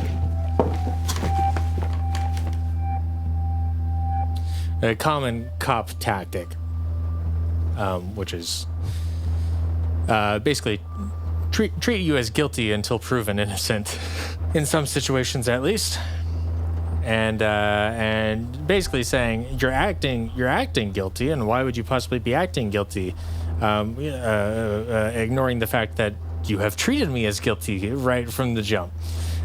Full disclosure, I do remember this. I don't remember every detail, but I definitely remember this guy chaining me to a pipe. So some of the end of this will spark memories for me. Now, what did he ask me? Oh, he asked me about my stomach. I'm not going to give him the satisfaction of telling him that it hurts. He probably gets off on knowing that it hurts me. Right? He does not actually care about me. He does not care about my well-being. In his mind, he's doing a citizen's arrest or something like that. He's hoping for a payday. He does not care about justice. I don't know that he even cares about doing the right thing. He does not seem like an especially moral person. So I'm going to say you kidnapped me. That's the truth. I'm gonna tell the police you kidnapped me. Nice try. But I know who you are and what you did in Seattle. You don't know shit. Maybe I should call ICE to make sure you're a citizen. Fuck you, hillbilly. 2025, ICE is still a fucking menace and should not exist. It should be dissolved. Fuck ICE. All my homies hate ICE. ICE is still, perhaps more than ever, dissolving our rights as citizens and wreaking havoc for legal immigrants. Credit where credit is due. I feel like they have really nailed the tone of this type of character. I'm American. Watch it, punk. Watch what? You're going to jail for this. Pretty sure the local police will vouch for me over a thug like you. Yeah, I'm sure they will. Where's my brother? Wish I knew. Little shit took off. I'll fight. Good. Don't worry. If you touch him... You think I'd hurt a little boy? Let go! You slapped him already. Second thoughts about leading him out into the middle of nowhere, though. That's real safe for a little kid. This man is delusional. If he's lucky, he won't end up like his criminal big brother. Just let me go. Please. You're the reason we need to build that wall. Oh my God. I'm gonna go get your brother. He's hitting all the notes.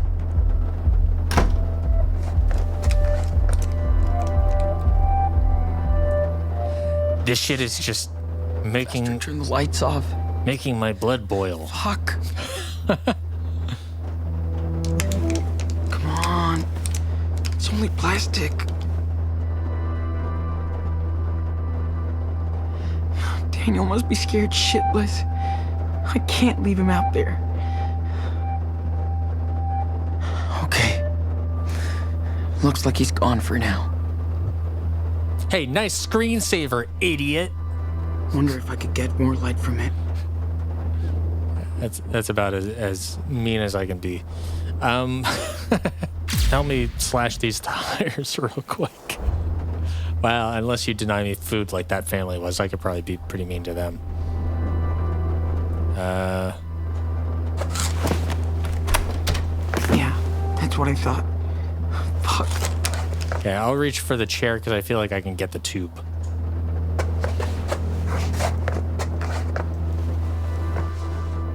Yeah, that seems too far. I can't really see anything. It's so dark in this room. Okay, tube. Yeah, I just want to see all the options. Yes. Okay. That's a little better.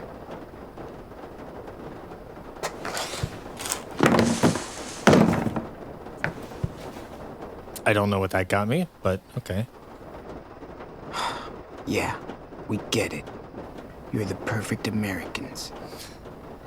No, don't say that. They do not represent the ideal of Americans. Please don't. Sean, where are you? Daniel? I'm right here. Are you okay? I think so. That old guy chased me into the woods. I think I lost him. You did. Sean, I'm really scared. For now. Hey, Enano. You're doing great. You totally fooled them. Thanks to you, we have a chance of getting out of here. Yeah? Yeah. Yeah, man. Gotta hurry, though. He called the cops on us. Think, dude. Am I gonna do like a handstand? There's gotta be a way out of it. That'd be kind of sick. Yeah, your stupid ass bears.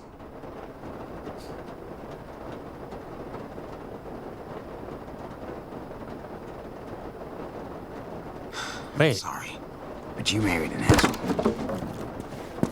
Doris Stamper, wasn't that also the name that was carved into the rock? Also in the 80s at some point? 1986? Damn, that's ancient. Can you try and open this vent? Yes. Yes. Ouch. It hurts. Sorry, Sean. Won't move. Don't worry. We'll figure something out. You just gotta put in terms of like hobbits sneaking through orcs and stuff. Like there's some good Lord of the Rings scenes that were. Think of this asshole reading the same magazines as Dad. Oh, well, don't think too much into it. Yeah, you just gotta relate it to a relevant Lord of the Rings scene. That's all I'm trying to say. Oh yeah. This racist shithead is a real pillar of the community, all right. 2014, so 2 years prior, the Honorable Ernest Shack, Deputy Mayor. Dear Mr. Hank Stamper. Oh, so that was the name on the mailbox. That makes sense. On behalf of our Commerce Bureau, we're proud to present to you our Model Citizen, and Businessman Award for 2014. Your long years of service and charity to the community are known to all. Everybody who passes through your station has received the same great smile and service for over 10 years and many more to come, unless they're an immigrant or have an accent or are not white. Then, but this council does not recognize them. So the award ceremony will be held at the town hall on June 10th at 2 p.m. or 1400 for 24-hour people. More details to come as the event is finalized. Again, a personal thank you for being the face of our Commerce Bureau. Warmest regards, Ernest Shack. Ernest, I'm going to kick your ass when I get out here, too. Well, don't open that.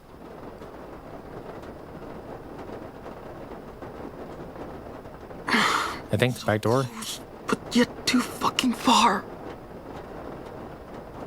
Hey, you think you can open the back door? I don't know.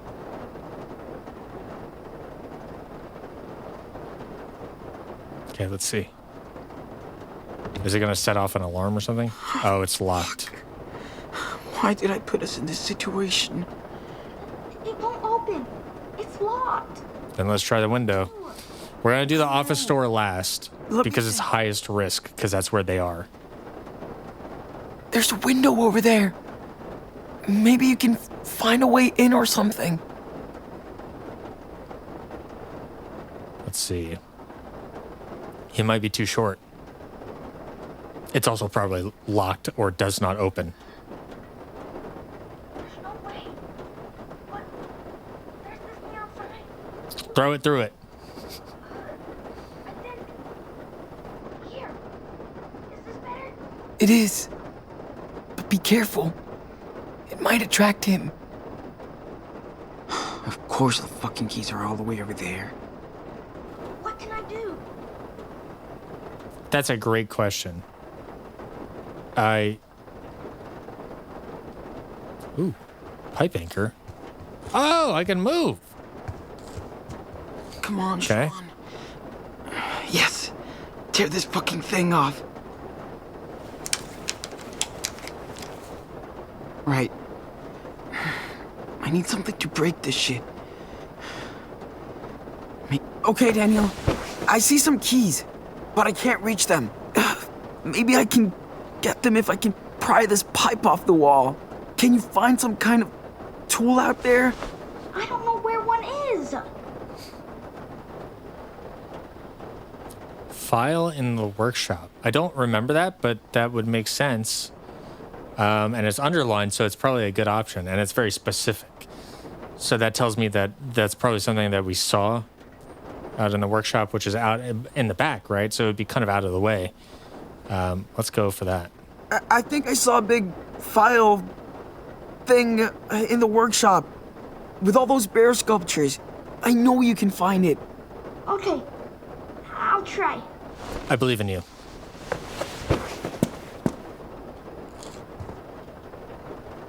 Sean, I found something. Stop freaking yourself out, dumbass. Take a breath. Okay, what is it? Is this what you wanted? This is it. You rule, Daniel. Okay. Come on. Let's do this. Mash A. Okay, I'm mashing. Yes. Hey, Good job, bro. be quiet.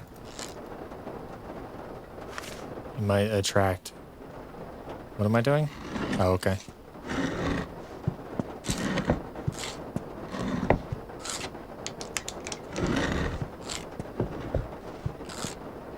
Sean?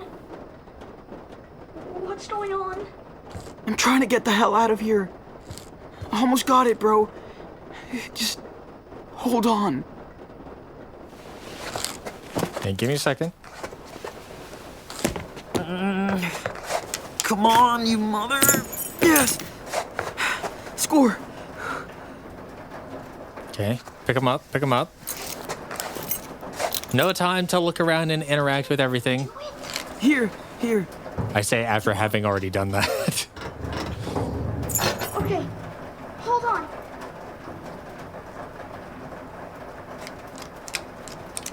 Come on. Yes! Okay. Sean! Quietly, though. God, I was so scared. What happened to your face? Hey, don't worry about that. Bastard happened. Yeah. He kicked a kid in the face. Fast. How about these? Dude, you rock. Did that asshole see you? Yeah, Daniel's great. I'm invisible. Yeah, you are. Okay. Now we gotta get my stuff. Uh-oh. Let's go! Sean! Daniel? What happened? What did you do? What had to be done? No! I don't know what happened. It's okay. You're safe now.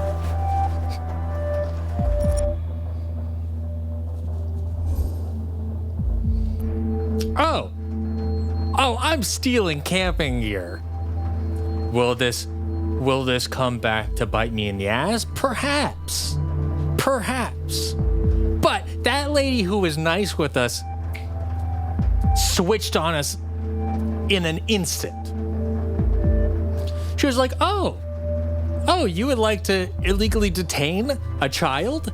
and slap another child in the face and then kick the one that you illegally detained? Yeah, that's fine. Call the cops. Call the cops. After I was a loyal patron to your business, lady. I gave you $30. That's 100% of the money I have. So yeah, you want to inflict damages, personal damages on me? I'll inflict some damages on you. Retribution. That's the theme of this game. Retribution. Yeah, all right. Might as well. Let's go. No question. No question. Steal the camping gear. Do it.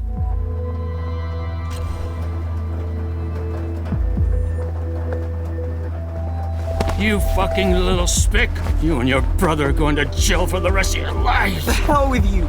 Daniel, do your thing. We're really, getting the multiple decisions going here, huh? Well, so this is interesting. First of all, very convenient that he decided to just wake up at the perfect time. Use L to select your choice. Yeah, I know, man. I got to think it through. So on one hand, knockout and steal would feel very good.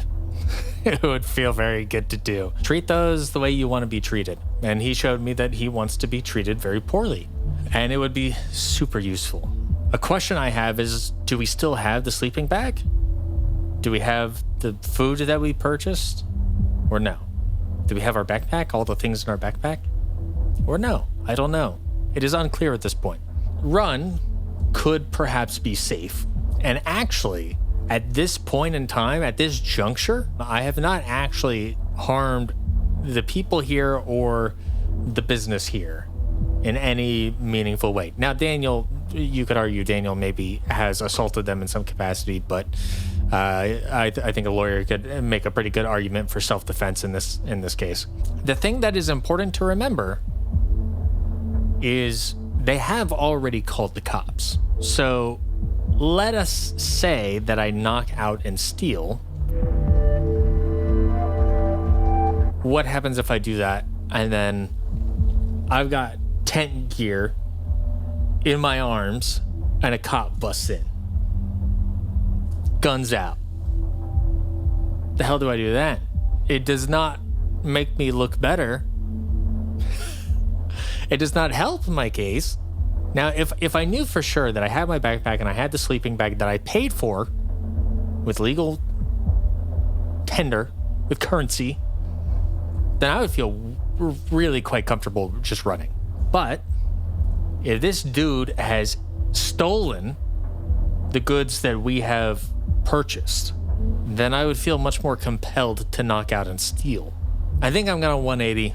And I'm gonna run. This is an additional complicating factor. If it were as simple as, hey, just take the thing and go, then yeah, I would have done it, no problem.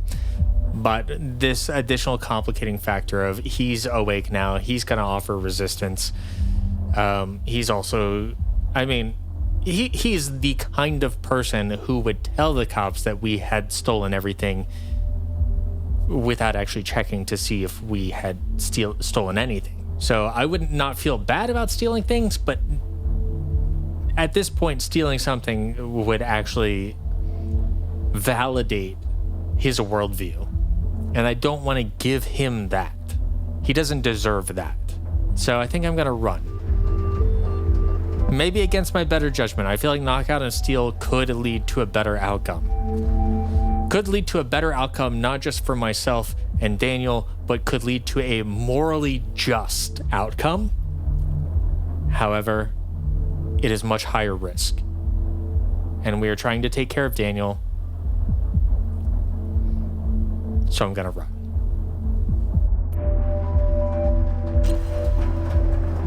Get the fuck off me, bitch! Run, Daniel!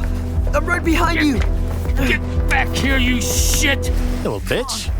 Come on! Wait! Oh no, our backpack. Oh wait, we have our backpack. And what was on the bench? We did leave our soda. Where are we going?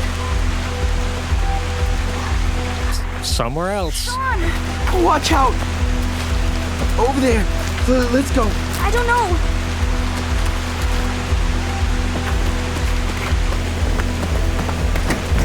Whoa, what are you doing out here, man? Whoa, Hey, dude. Where's the shit out of me? Hey, what's up? Okay. No. That asshole at the gas station. You're fucking crazy. He tied me up in his back office. I swear. Dude, they ain't no more. I believe you, okay? Yeah, all right. Crazy out in the woods. Maybe he's all right. Hurry up before he catches us.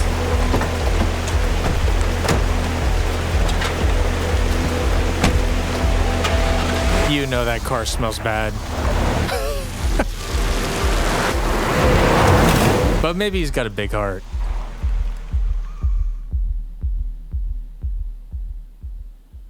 If Sean was as judgmental as I was towards this guy, maybe he'd be like, man, get out of here.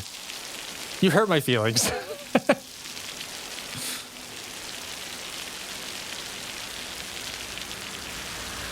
And to think, had I bought that white shirt, we would have really stood out in the woods. But because we all have dark clothing, we blend in more. Harder to find. That is crazy. And I thought I was having a shitty day. I knew that guy was sketchy. He was, yeah. Total fucking dickhead is like the honest emotional response. Why did he freak out on us? I suspect that Sean knows why. I mean, look at his neighbor. Like, I think he has received enough racial prejudice that he knows. Did he mess with you is kind of an interesting question, because that gets us insight into this guy's, what was his name? Brody or something?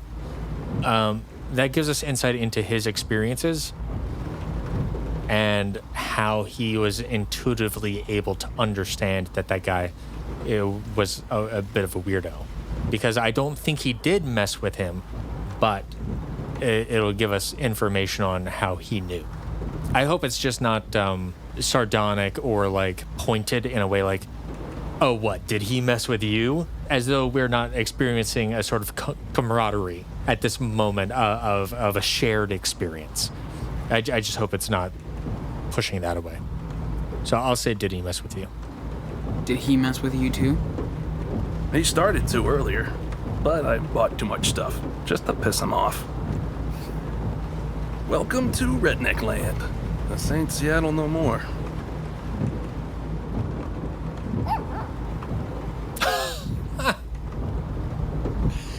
He got the dog. He got the dog. Only lived in one place.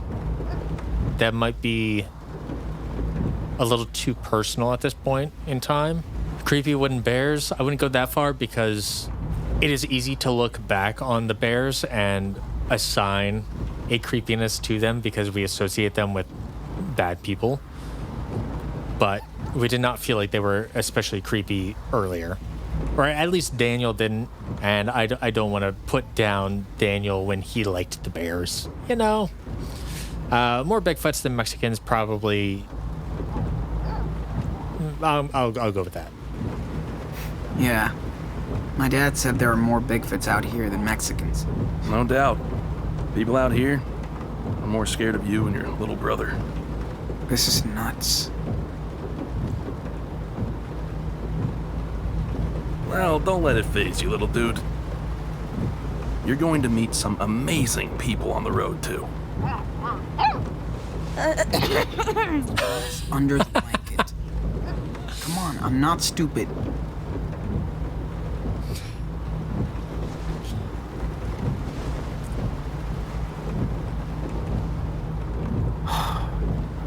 Daniel. What? We saved her. We're heroes.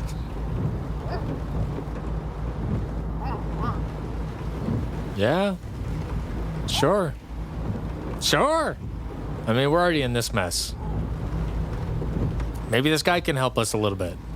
I don't know.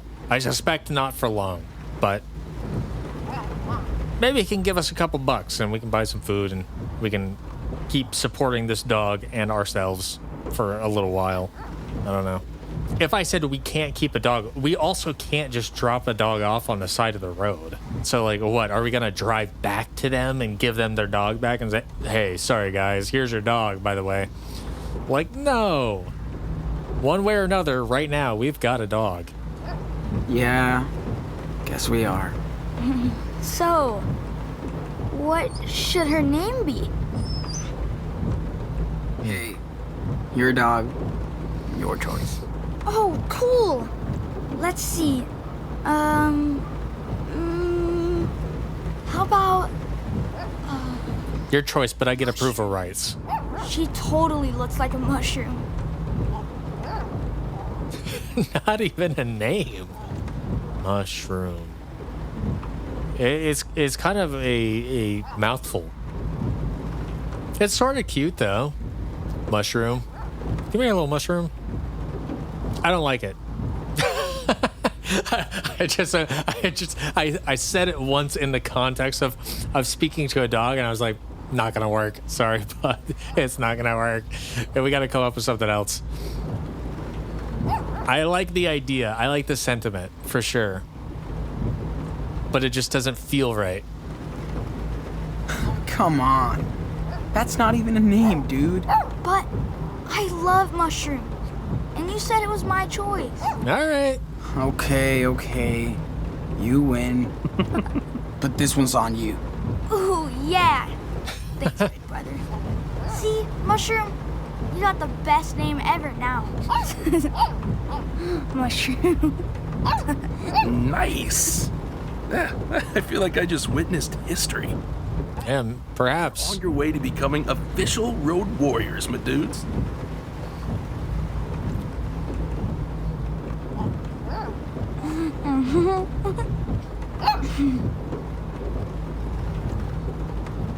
Hey, buckle up. On the road for a long time? What do you do exactly? Yeah, I'll ask about on the road for a long time, because he seems to really like being on the road, and he clearly thinks very highly of it. We know roughly what he does. Sounds like you've been on the road for a long time. Well, boring story short, I come from a family with money. Oh. But no soul. I took off after school and never looked back. Now I write stories for zines and websites, zines, podcasts, protests, try to make some positive change. Whatever. Wow. Yeah. So you're like all political. Everything is political, Sean. That's true. That's true. Sometimes people make videos or live streams or something, and they're like, no politics, no politics, no politics. And I get it, but I think that's the coward's way out. I'll be honest. I really do. Everything is political. Everything is. Yeah, it's all interconnected, man. It is. You can't get away from it. Nobody in this car has a seatbelt on. Sean doesn't. The driver doesn't. And Daniel doesn't. And the dog doesn't. And the dog doesn't. How do you make money? That's a great question. We could use some advice in that field. Are you famous? Kind of a shallow question, but trust me, if he's a writer, he's not famous. You don't get into writing to be famous. Even if his family is famous, he's not famous. Ever get lonely? Also a good question, but I like the how do you make money? You know, Sean is on that grind set. He's out here trying to make that cash. He's trying to make $1 million before 30. You know, that hustle mentality, rise and grind. How do you make money? So, how do you make money? Spoken like a real American. Just curious. Now that we're urban nomads too, if you have any tips. I sell shit. Like a good capitalist. Okay. Stories when I can, eBay when I can't. My biggest expense is gas and food, so it's easy. Hey, no matter what, I just try not to get cynical. Otherwise, I'd be like my family. Oh. End of the day, we have to watch out for each other, right? This is nice. You did watch out for us. Thank you.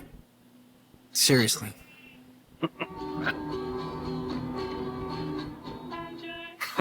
Looks like your brother crashed hard. Yeah. Good. He always goes right to sleep in cars. Yeah, and feel free to do the same. I won't take it personally. What about you? You okay to drive? Oh yeah. This is my favorite time to drive. Me too. Traveling by night is kind of mysterious. Yeah. That's a good way to put it. I love night driving vibes. It's fun to be on a road that is usually very populous and dense at night when there's nobody out. I'll admit, I don't get massive weirdo vibes from this guy anymore.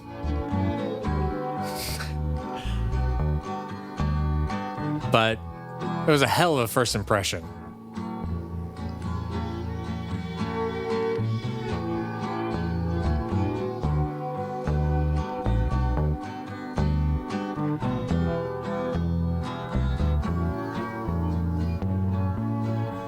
North Oregon coast, 3 hours later.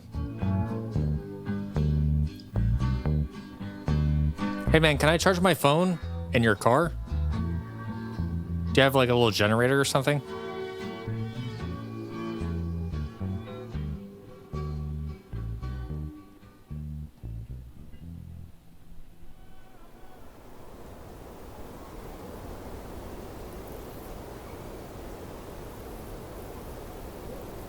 What are you doing, man?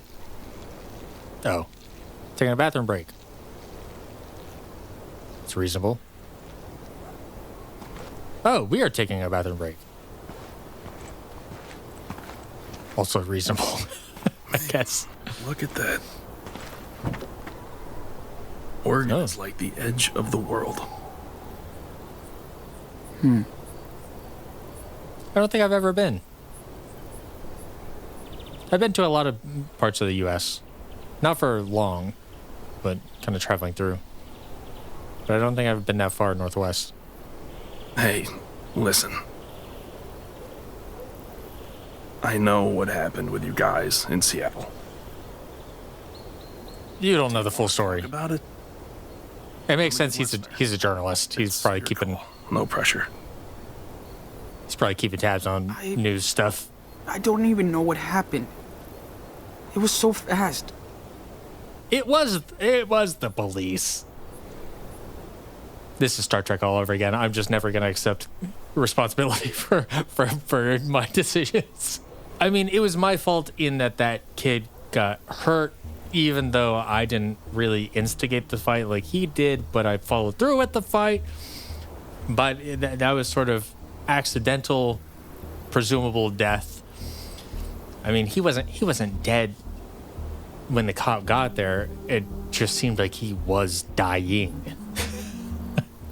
If we're being technical about it. However, the police did escalate things. If instead what happened is like imagine this scenario, right? We get into the scuffle, we squabble up. I push the neighbor. He falls over, he hits his back on the rock or whatever, and he's I'm dying. Right? Same thing happens there. But instead of a cop showing up and immediately escalating things with a gun and then shooting somebody and then Daniel's whole thing happens. Instead of that, Esteban, their dad, Papito, he was coming out sooner or later anyway. He would have seen them crowded over. He would have been like, oh shit, like, what's going on? Oh my God, we gotta... And then he would have like helped stabilize the situation. He would have said, you two go inside right now, okay? You two go inside, stay put, don't talk to anybody, just go inside, okay? I'll be in there in a little bit. You go inside. And then he would have sat there with the neighbor kid, done what he could, called emergency services, ambulance would have come up, and probably cops too, but at least it may not have gone in the same direction. Then the paramedics, they deal with the neighbor kid, and they either do what they can for him or they pronounce him dead on arrival or whatever. Cops are then taking report of what happened. At that point, yeah, maybe we get detained, and maybe we don't. Probably do. I don't exactly know the procedure or protocol for that specific situation. But at least the United States societal mechanism for dealing with this situation would have begun and very likely would have followed through to its natural conclusion, whatever that may be. But it was that specific cop that escalated everything, caused more casualty, and enabled the destruction that followed. Had it not been for that cop, this would have been a very different story. So, all to say, it was the police. It was the police. It's their fault. Daniel just wanted to play zombie outside. Our shithead neighbor was picking on him. I got in a fight. So Dad came out to help. Somebody called the cops and they shot him. They killed my dad in front of me. 1 second my dad was alive. Then fucking cops. Sean would also probably, in this moment, not be willing to Hey, it's gonna be all right. fully accept responsibility for everything that happened. Take a deep breath. Nor do I think he should, for all the reasons I described. Although his description of events there is like not 100% accurate, but it's more or less like the broad strokes of the story. Listen, I'm really sorry this happened to you, man. Injustice is everywhere. Also, this dude knows, right? Front of it right now. Like, he covers things like this probably. Okay, Sean. Yeah, so he is actually probably the right person to confide in. He is a journalist, he is an activist, which means he is probably all too familiar with the injustices of the carceral system, the injustices of the justice system, and the flaws therein. So he is probably not surprised that Sean got mixed up in some sort of messed up situation like this. He said, "I'm going to be okay," right? I would ask how. Elaborate. How? My life feels like that town down there. Wiped out, destroyed, empty. Like I have nothing.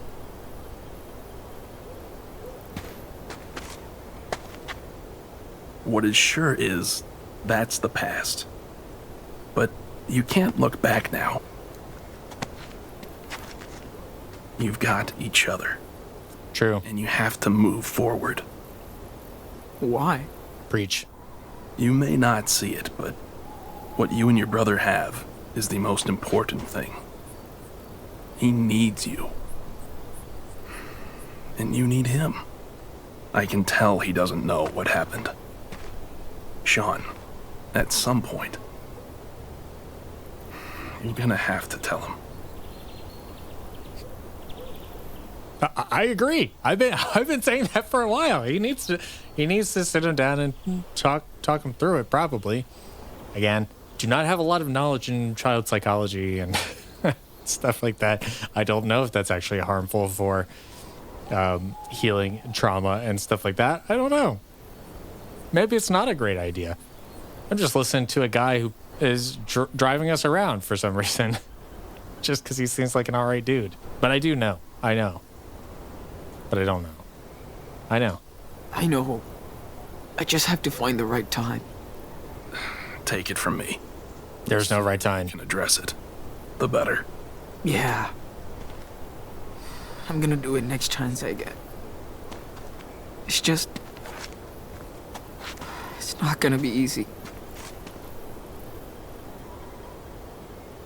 So then, what's your plan? Where are you going? Good question. Yeah. I was thinking... Get out of the country. Fuck it. Go down to Mexico, you know? Damn.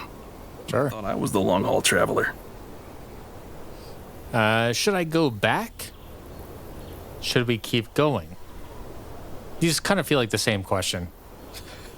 I'll ask, should I go back? I suspect he will say no because he just had that whole speech about how you need to keep moving forward. So he will continue that. But maybe it'll get him to talk about Lila and other people who care about him and stuff like that. Like, he does have some element of a support system that he has abandoned, and that's probably on his mind, especially since the last thing that Lila sent to him was, you need to talk to me.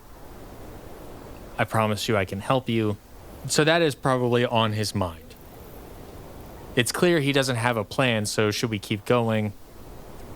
Go to where, right? But this at least addresses that part of his mind, I suspect. So I'll go with, should I go back? Should I go back? To Seattle? Maybe I can try and explain everything. What happened? You should do what you think is best. If going to Mexico seems like the right thing to do... Not a bad answer. You're going in the right direction. You have family there?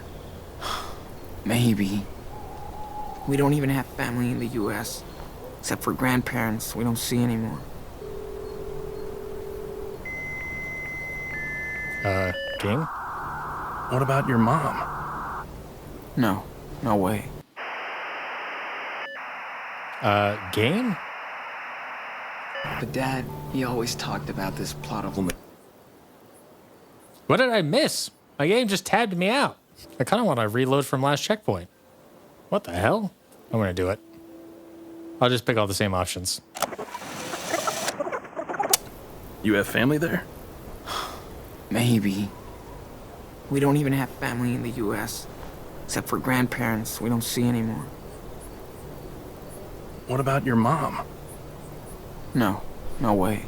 She's... out of the picture. Okay, so not dead, presumably. This plot of land he owns in this little coast town, Puerto Lobos. That's a pretty cool name. It is. So it's gotta be great. Okay, so you've still got a long ways to go. We've shot the shit long enough. Time to hit the road.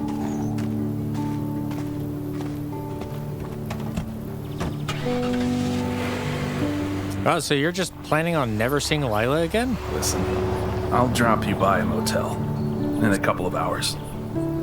You guys could use some time to yourselves. Okay. Is that like some classic Life is Strange 1 music? Yes. It is. I don't know how I missed this when I was originally recording it.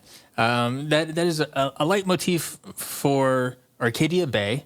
In fact, if we go back, not only do they actually show Arcadia Bay, you can see the lighthouse out on the cliffside, but also Sean specifically says, like that city out there that's been wiped out and destroyed. I don't know whose fault that would be. But also they show a commemorative plaque, a memorial plaque for all the people who died in Arcadia Bay. I was so lost in the sauce. I was so focused on the characters and what was happening between the characters that I just didn't even read what was on screen just a few seconds ago. We can see here, for all the souls lost in the Arcadia Bay storm, October 11th, 2013. Time won't forget about you. Very cheeky. Well, that's sad, and I totally missed it in the moment. That's my B. That's on me. Sorry. Or at least there were some themes in there that were very familiar. Pacific Harbor, Oregon, 2 hours later.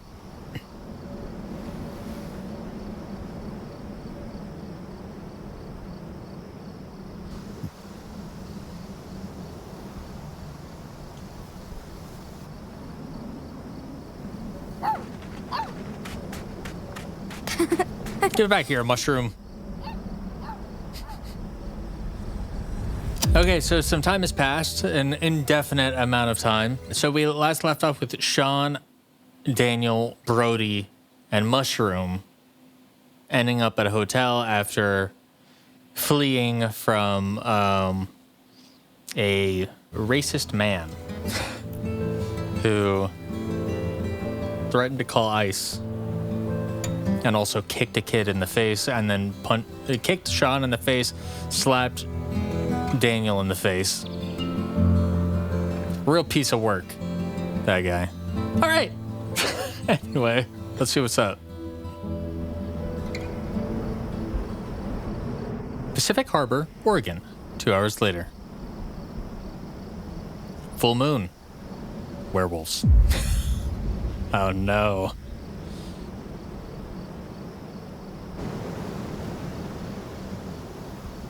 That'll really bring out Daniel's powers. Mushroom!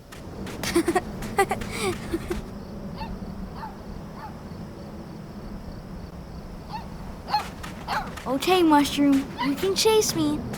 Then, Sean. No. Come, see if you can catch me. Ow!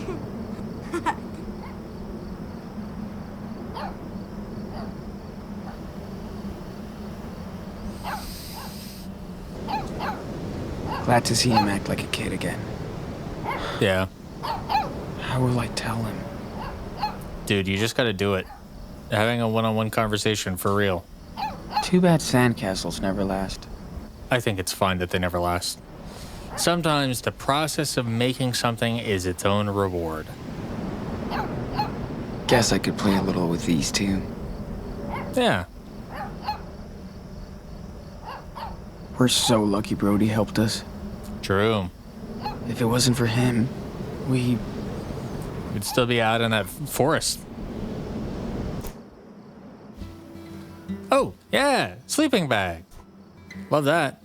I'm sure we'll be grateful to have it when the night comes. Yeah. Phone is still dead. Should have charged it back in that bathroom. I'm telling you. I'm telling you. All right, a couple more journal entries. October 31st, 2016. That's Halloween. Hello, real world. I definitely misspelled hello that way. English is hard. Almost broke but needed those supplies. Now to check out how lost we are. Weirdo, but cool. She was kind of okay, almost nice.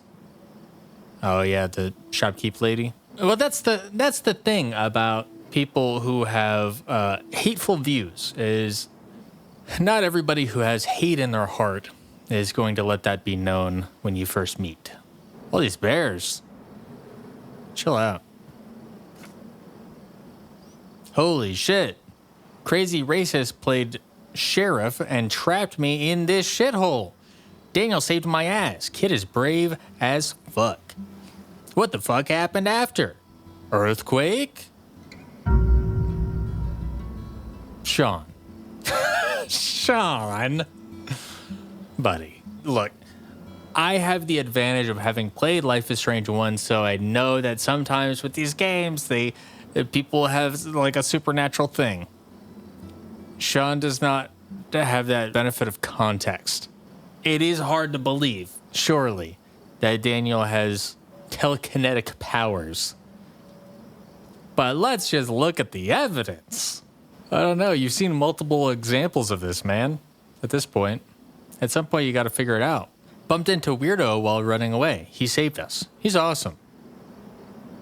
That bear is kind of scary. Hey, Brody. You know, he's got a good face. Feeling safe for the first time since Seattle, thanks to Brody. Also, we picked an odd mushroom on our way out. Probably a bad idea, but whatever makes Daniel smile again. I still have to tell him.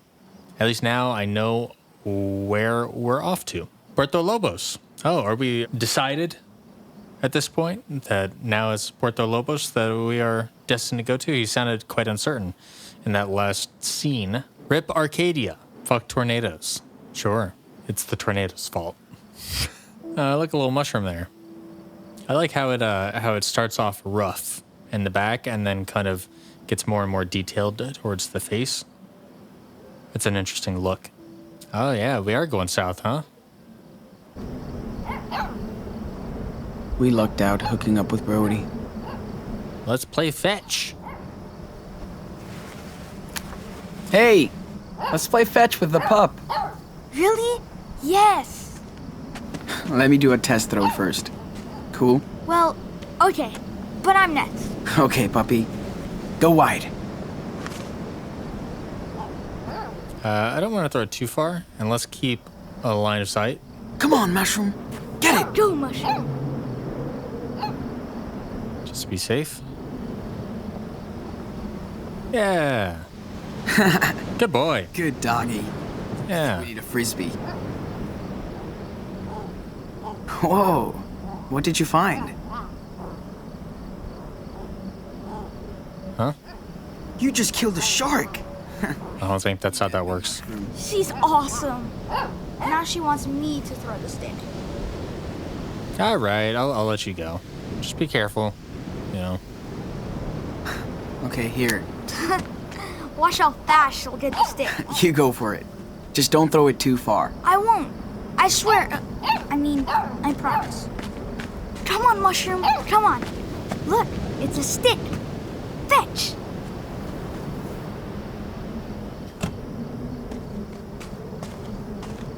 What's up, man?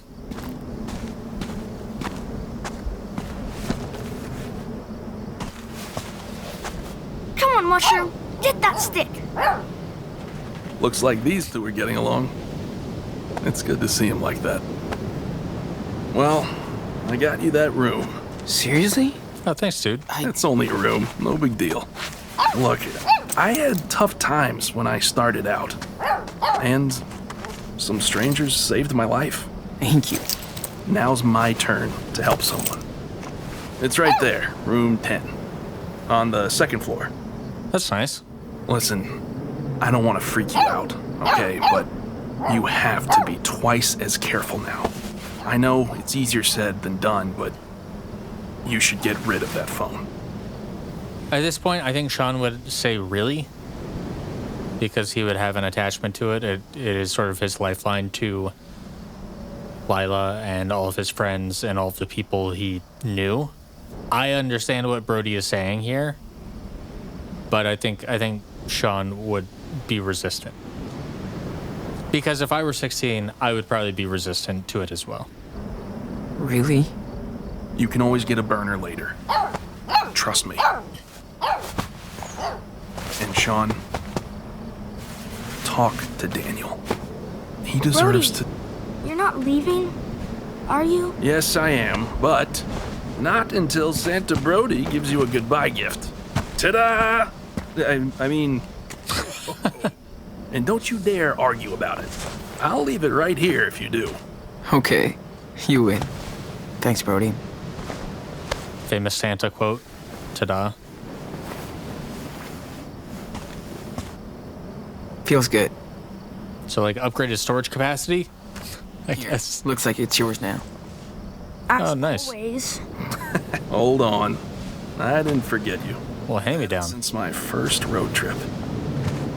And it's always kept me safe. Now it's yours. Cool.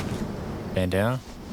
Do you think it's okay if she wears it? Like our official guard dog? Sure. It's your bandana now.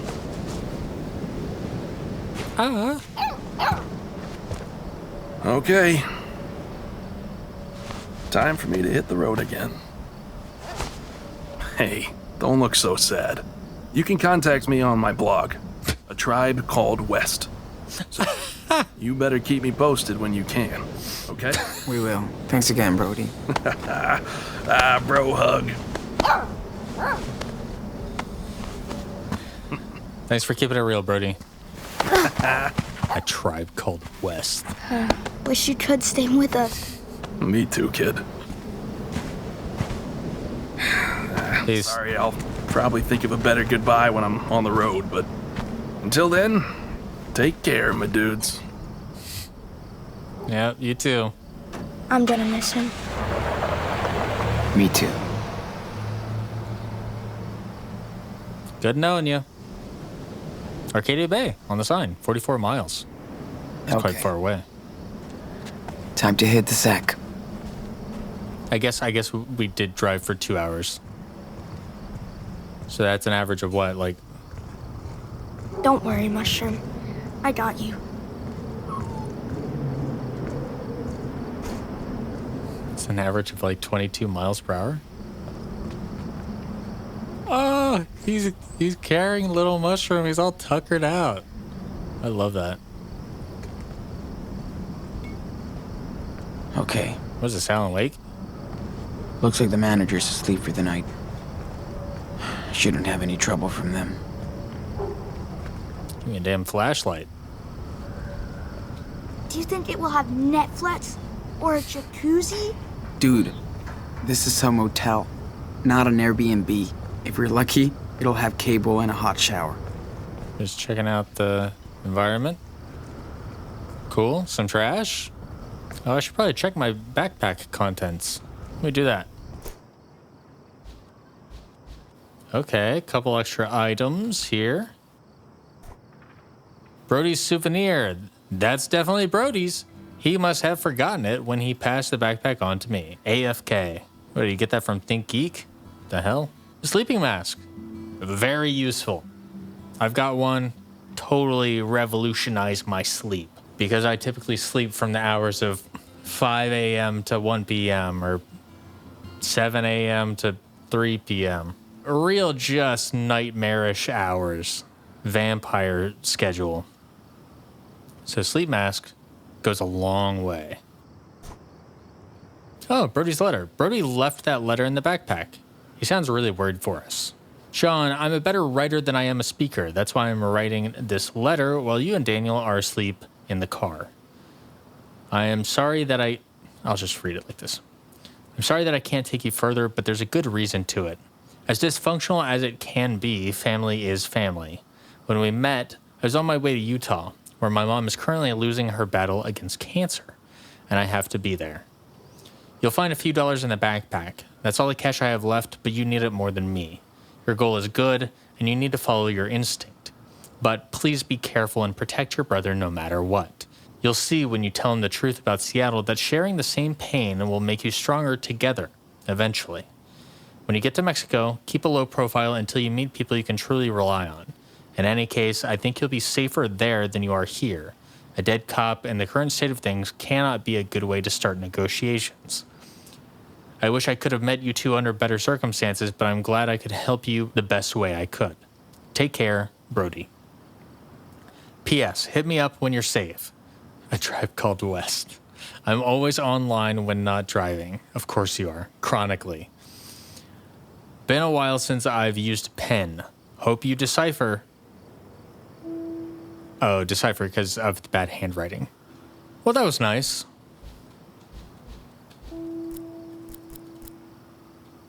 Oh, and an additional souvenir, perhaps? Ah, yeah, shark tooth. Okay, cool. All right.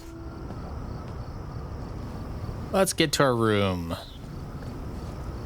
Wait, how much money did he leave me? Oh, so he left me like $30. Okay. Damn. Brody was having a rough time too. Maybe if he hadn't bought so much stuff at the store, he said he bought a whole bunch of stuff. Did he mess with you too? He started to earlier, but I bought too much stuff just to piss him off. Damn it, Brody. Sounds like everybody is asleep. Yeah, so keep it down. Shh. Which room is my motel room? I remember it was on the second floor. Do I just have to go, like, jiggle a bunch of handles? Hopefully it tells me when I'm at the correct room. Oh, a baby. Sean, I hear something. Like a fight. It's not a fight. Hello? What are they doing? Sounds weird.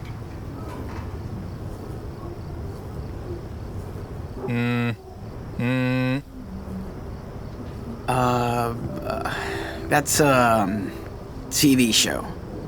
Sounds stupid. I mean, it could be. There are certain programs on television Sean, that do sound like that. Room 10. I found it. No shit, Sherlock Diaz. All right, let's get you and the puppy in here. That's a conversation we can have with Daniel another time. We have more pressing conversations to have with Daniel right now. Ooh. Check it out. It even has a bathtub. Good. I'm gonna throw you in, cave boy. We can watch TV too. And there's a balcony. Whoa, this is nice. And warm.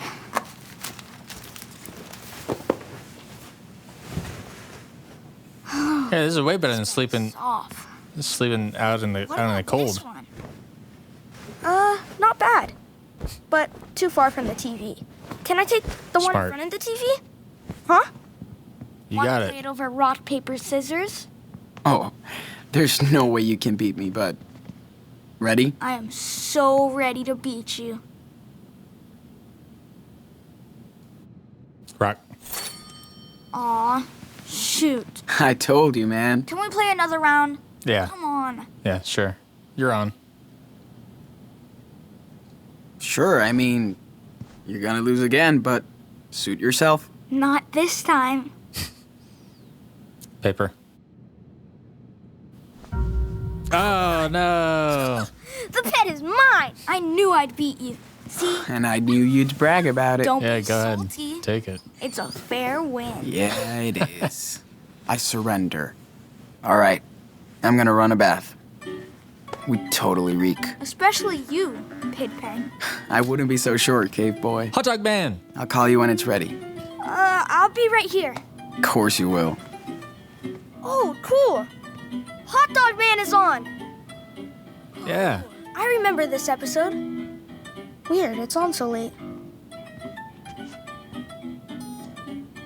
I used to be all over that show, too. At least it's keeping Daniel busy. Hot Dog Man Enterprises really have an entertainment empire. You got comic books, TV shows, video games. All sorts of stuff.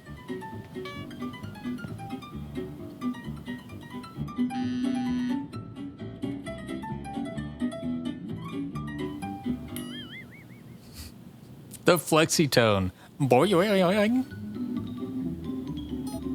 No voice acting. Smart. This episode is awesome. You should sit down and watch it with me. I'm not gonna ask to lower volume. Yeah? Sure. So, what's up? The Buns want to catch Hot Dog Man and turn him into sausage meat. Oh. Oh, yeah. The giant meatball attacks in the next episode, right? Yes, and they get to meet the city mayo. Man, it's been ages. Why don't you watch Hot Dog Man with me anymore? I'm too old, dude. And I've seen it so many times. Okay, Grandpa Sean. Feels so good to sit down and watch TV. True. Yeah, really letting the mind unwind, decompress a little, you know? Oh, this is a chill out zone, so I can exit at any point in time. Little cutie.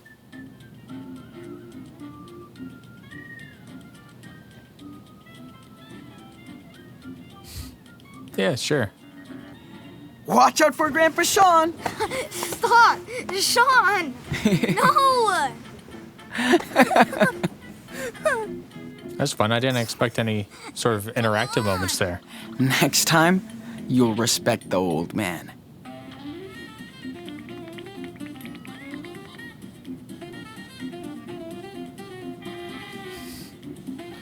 It's like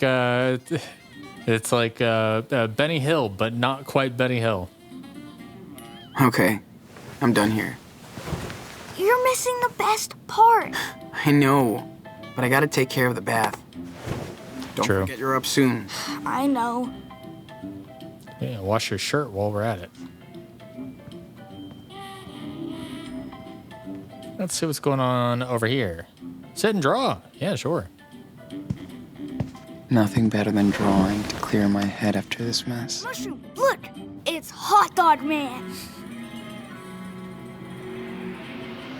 Downloading.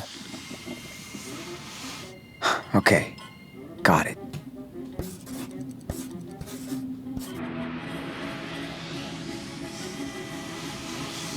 I've looked enough. Time to draw now. Can't believe I can actually sketch Daniel without yelling at him not to move every 2 seconds. Yeah, let's get some more detail. Pretty good. But I can add more details if I want. Cool. Please do. I think I'm ready to draw this. V. Oh, that's a heart. Oh, okay. She's so sweet. Right, Sean? Yeah. Time to take the pen, dude. He's so calm when he watches TV. Nice drawing. Good for him.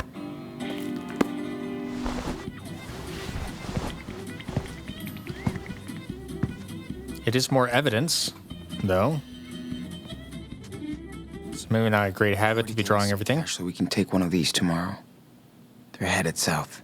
Very bus America. We are very bussy. Making sure you get the best in transportation. Not a good pun. Yeah, let's go hike tomorrow. Just for fun. Okay. I used to really dislike hiking when I was younger, but these days, you know, it's a little bit of fitness exercise. Not to say that I hike, but if I were to be presented with the option to hike, I would probably not be as opposed to it. I'm also more fit than I was when I was younger, so that probably helps a little bit. Yeah. Fuck Halloween. What? Hasn't he been going on and on for days about how he's sad that he's not going to be able to appreciate Halloween? Too old for candy? How about a candy martini? Come haunt the Regal Beaver on Halloween night. Costume party and prizes. Wish we could go there and pretend nothing happened. Robot Castle, the biggest robot collection in Oregon. Open Tuesday to Sunday, free for kids under 7. Special goodies over the course of Halloween. Yeah, that sounds kind of cool.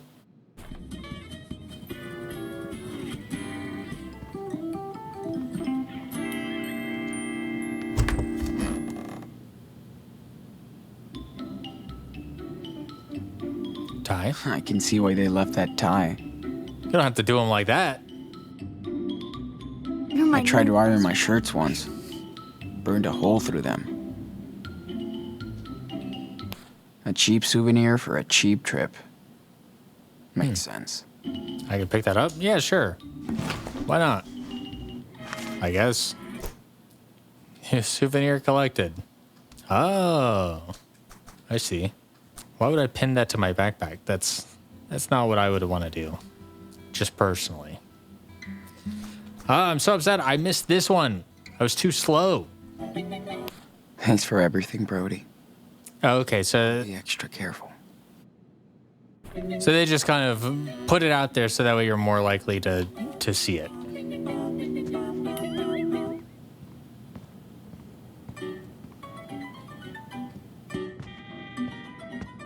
Are real bad. Can't believe I'm that happy to stay at a motel. Any port in a storm. Damn. I could paint this shit. Yeah, actually, I do like Sean's drawings way more.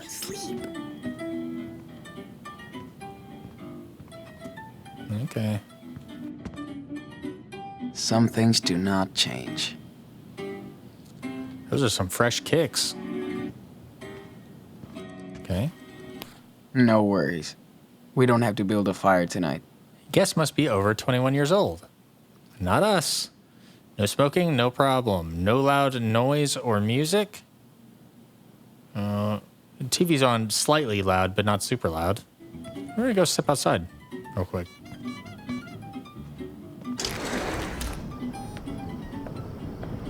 Because I feel like I feel like taking the shower is the advancing action here. Track stars aren't supposed to smoke. Yeah. Couldn't care less now. You always gotta care about your health. Hey, he likes the bag now.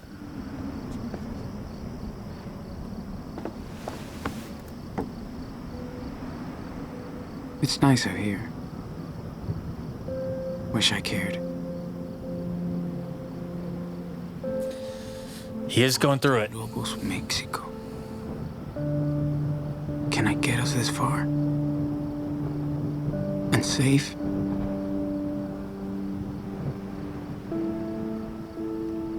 How can we get there without money?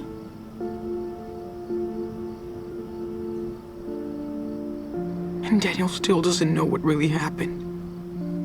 Yeah, dude, talk to him. I'm gonna tell him. Maybe I'll tell him after I take a shower. Me and Daniel just have to take it one step at a time.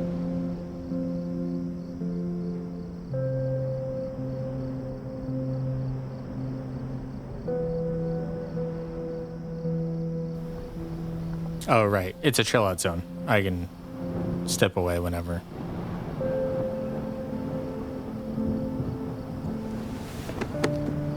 Don't worry, Sean. You'll feel better after you take a shower.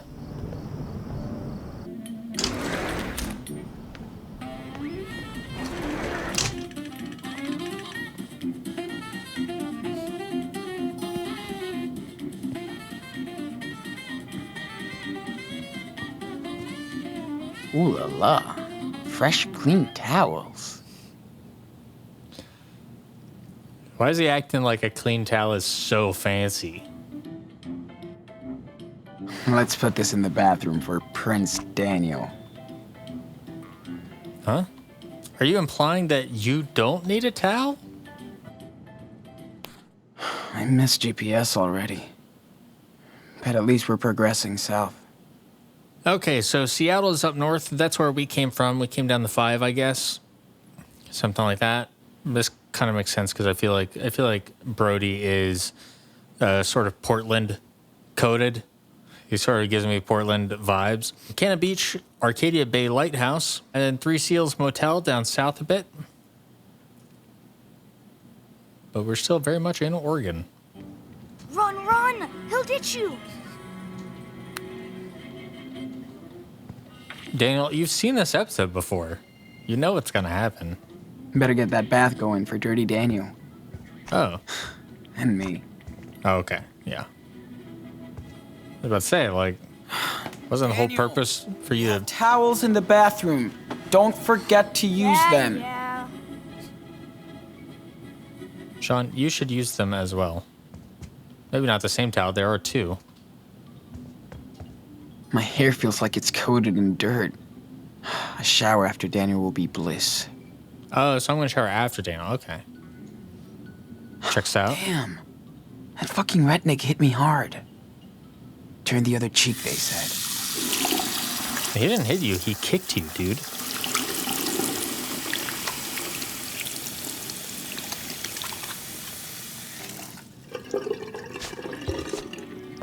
No! Go the other way! Time to be a kid again.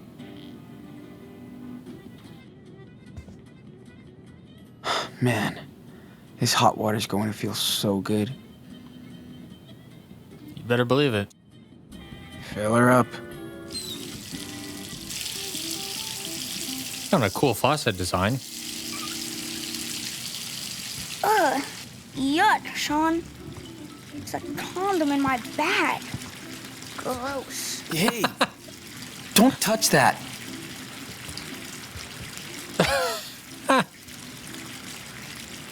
Bet he won't hate taking a bath after this.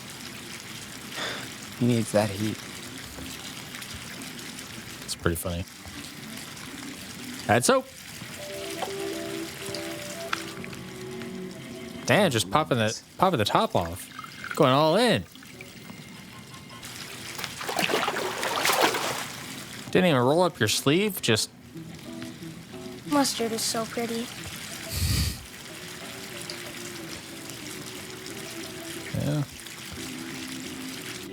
One bubble bath coming up. Brother of the month. Yeah, right. Hey, Daniel. Bath's ready. What? Already? Can I finish this episode first? No, man. You smell so bad. There's no time to lose. Hey, wasn't Mushroom sleeping? Hey, you smell too. Oh my god. Fair. Whoa. So many bubbles. Try and keep them in the bathtub. I will. Promise. Thanks. And no, the dog is not taking the bath with you. Okay. Don't Sure. worry. Dog could probably use the cleaning too. I should throw my phone away while Daniel is washing. He'd freak out if he saw me.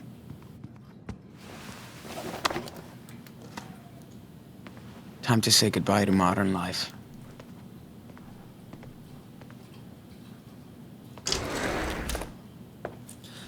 Maybe you should use that sheet of paper you have to write down all of the phone numbers in there, so you can reach out to them if you need to. Shit. Lila's freaking out. Maybe I should leave her out of this, or she'll get into trouble too.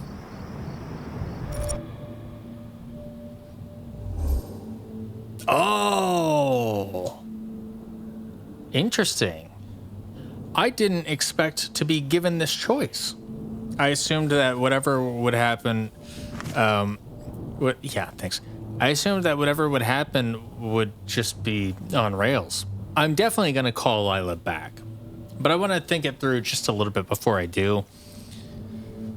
I have insisted that it is important to communicate to her in some capacity.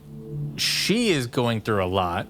I don't think the cops are going to be like, he's calling Lila, trace the call. and then they're going to rush in to this room because I called Lila. I don't think that's going to happen. I mean, maybe, but I don't think so. If I don't call Lila, I mean, I don't know what is going to happen, but I don't foresee any opportunity for which it will be convenient to communicate with Lila ever again. That's really horrible to do to your best friend of however many years. They are portrayed as being very close, and then Sean just dips. I mean, obviously under extraordinary circumstances, but he just totally leaves her out in the cold. That fucking sucks, dude. I don't like that at all. He's gonna call her back, and it'll probably be difficult, and I don't know what you say in that situation, but especially if he's gonna ditch the phone and he's just not going to be able to be reached by anybody, this is potentially your last opportunity, and I think you should make use of that opportunity if you can. Yeah, call her back.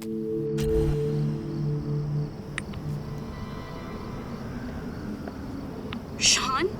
Hey, Lila. Sean, is that you? Do you... Sean! Oh God, are you okay? I guess. I'm in a motel. With Daniel. Shit! Everyone's looking for you here. Yeah, ask her how she's doing. The whole purpose of this phone call is not for me to plead my innocence. It is to make sure that my good friend is okay. And to make sure that she is not worrying about me more than she needs to. She could worry about me somewhat, because look at what is happening. But this is about checking in with her. How about you? Are you okay? No, everything's fucked up. Yeah, you could say that again. I'm worried about you. The cops are talking to everybody at school. This is a nightmare. We're fucked. Sean, don't say that. It will be okay. I miss you so much. Maybe you could come back. Hell no. That's so funny. Imagine you're like on the brink of crying because somebody who you care so much about has just vanished. They finally call you back after like half a week of just being totally off the grid. And you're like, I would love to see you again. And they're just on the other line going, hell no. Imagine. No, I'm going to say I wish I could. You know I wish I could, but we can't take that risk. They're gonna put me in juvie. Daniel... Juvie. You're innocent, and I've got your back, no matter what. No way. I'm not gonna let you get in trouble for me. Stop acting like I'm never gonna see you again. That's bullshit. Hey, you remember that first conversation they had in the game where they were sitting outside and they were talking about, are we still going to be friends when we live really far away? Then it was in the context of them going to different schools, but now it seems like life has other plans. However, we may yet still fall into that predicament of living far away and trying to be friends. That's how it is. A lot of these B options are very cold. Are very like casting her off. Maybe that's a bit of a defensive mechanism from Sean where he's just trying to, maybe with those options, he's trying to act like he doesn't want to be back in Seattle and he doesn't want to be friends and he doesn't want to be these things because that, like, having that affectation will make it easier to sever the connection. But yeah, I don't know. It feels weird. It feels insincere. That's how it is. I mean, at least that's how it is. I could see being a little bit more pragmatic than some of the previous options, where it's like, look, this is the circumstances I find myself in. I wish I could change it, but it is what it is. I am here now, and there's not a lot to be done about it. But I feel like I'm sorry is the more compassionate response. I want Lila to know that it's not her fault. Nothing against her. And given all other circumstances, yeah, I would love to be back there. I would love to be surrounded by my support group and my friends and everything. Also, he's afraid of being put in juvie, but I feel like that's maybe not as big of a concern as warrants fleeing the country. But that's just me. The persecution he would receive from being labeled a cop killer would end up with far worse repercussions than being put in juvie. But what do I know? I'm sorry. I'm sorry. I totally hate this.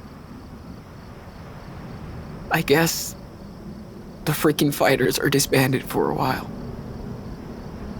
Shit actually changes, I guess. So, where are you going? Oh, well, don't give me that choice. We're just going away. South. For now.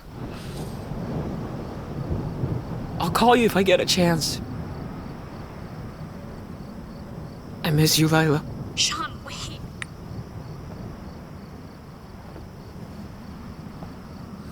Smart to not tell her exactly where you're going, especially if you know that cops are interrogating her and stuff like that.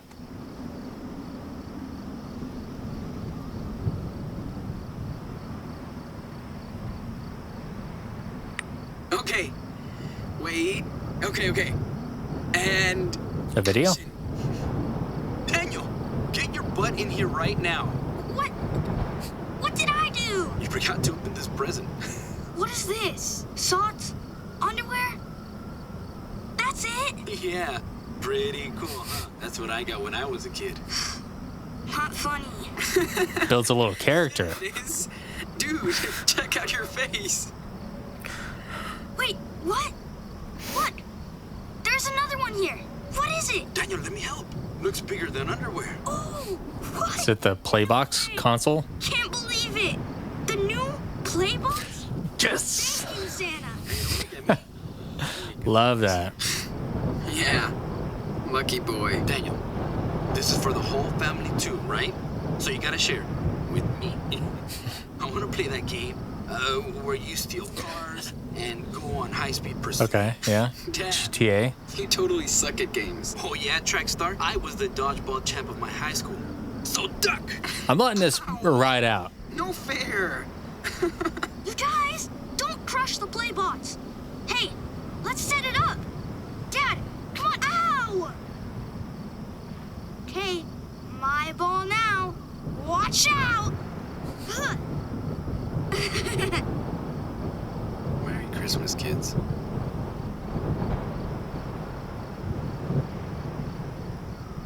That was a nice memory.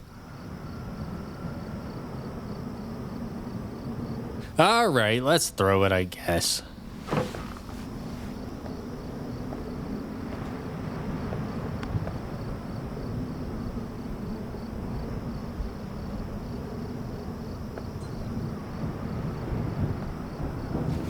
Later.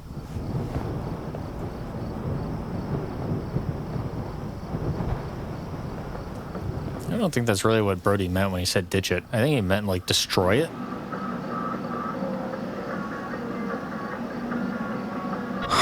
Okay. Don't think about it. Just tell Daniel the truth.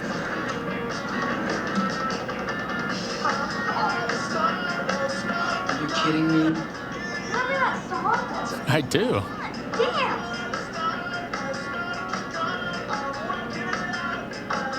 Hopefully if I click join, that still gives me the opportunity to talk directly afterwards. Oh, man. We haven't played Guitar Fighter for years. Guitar Fighter. You played on easy. I was on hard. What the hell? Whoa! I have control! Aha! Mushroom!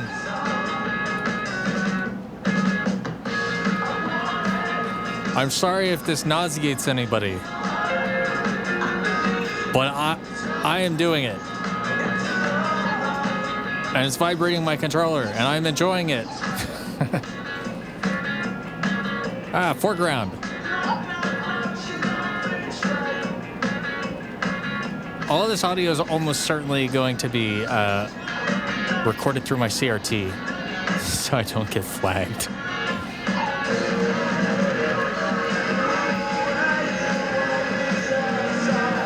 You know, sometimes you gotta let Sean have fun too. Daniel. I didn't end that. I just ran out of time. Come here. We need to talk. Can we get a drink first? I'm thirsty. Right now? You said I could have a Coke. Or something. Okay, I'll get you a soda. But when I come back, we're going to talk. Serious. Fine. What's the big deal? The big deal is you have superpowers. And also our dad is dead. Also, you killed a cop, I think. Wait, did the cop actually die? Or was it just like, or was he just kind of pushed back? I think he was just pushed back.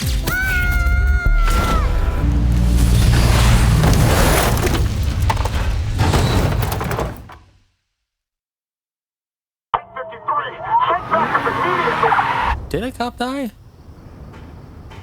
Oh. Daniel will be happy with anything from a vending machine.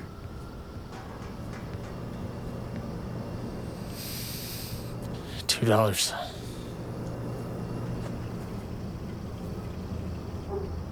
Cha-ching.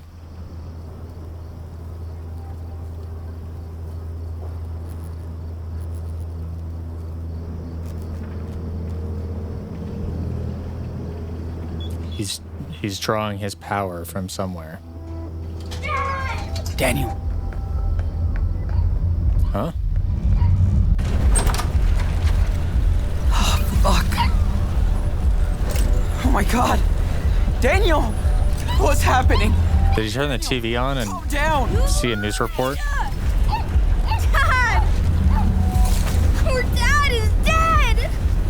Yeah. Why?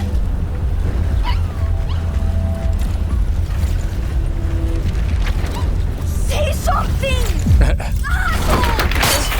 All right, sorry, my bad. I was thinking. Why did you lie to me?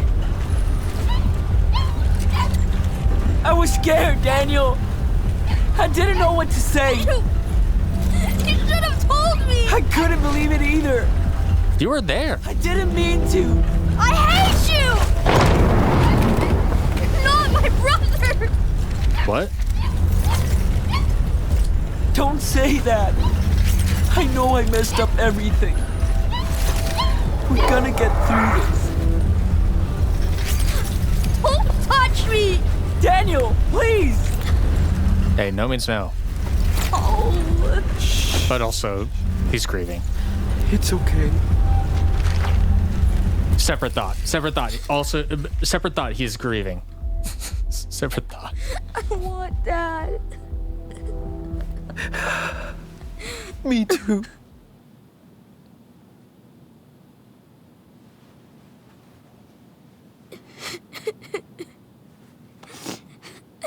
You told me we were gonna see Dad. I'm sorry. Just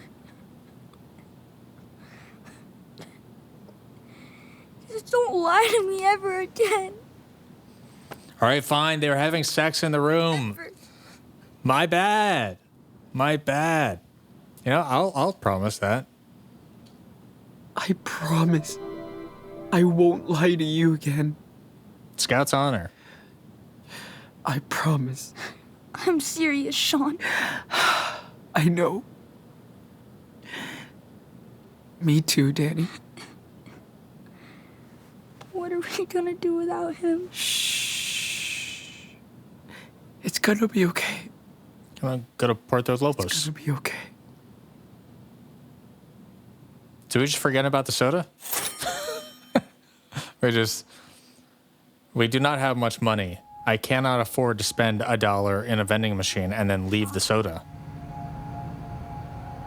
Am I a monster? Nothing is wrong with you. You're different. Different. Yes. By the way, I wrote this game. What are we gonna do now? Figured it was either different or special, so. I was thinking. We could go to Mexico. The Lobos. Yeah, see, I wrote this game. Where Dad grew up, you know? Yeah, I guess. It'll be fine, Daniel. There's nothing we can't do. See, they bonded. As long as we're together. They're closer together now that they both know the truth. Can you tell me a story? Brody was right. Like he did?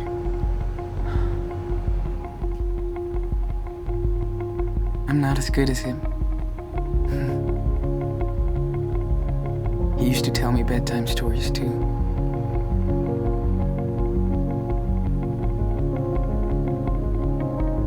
Once upon a time, there was a girl named Maxine. Wild world. There were two wolf brothers living in their home there with their papa wolf. It's a well-behaved dog. They all lived happily together. But one day, hunters took their dad away.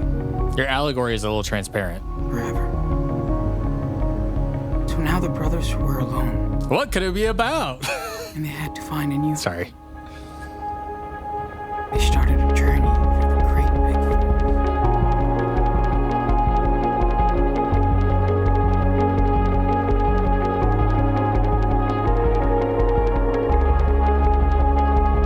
Oh. That is a low-down camera.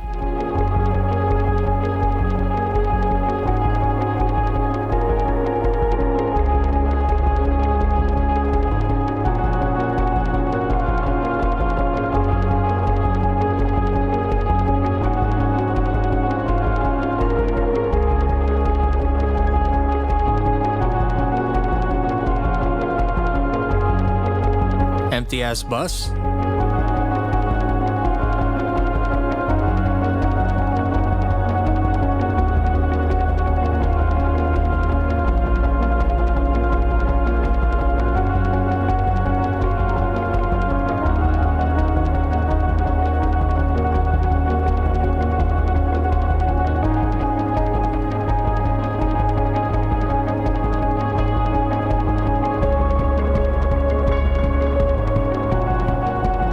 So we're really just not gonna address the whole telepathy stuff, huh?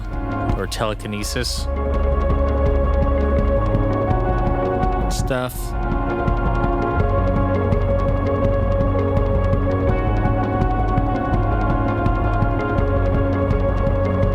Just totally normal things to happen when you're distressed. All right. Is that episode 1 completed? To be continued.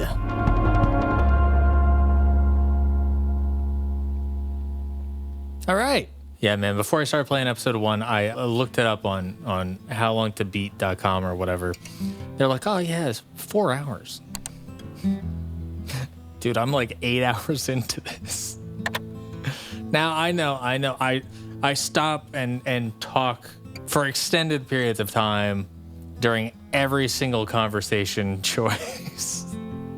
Every dialogue option I talk through ad nauseum. But it was a lot longer than I expected. It was good.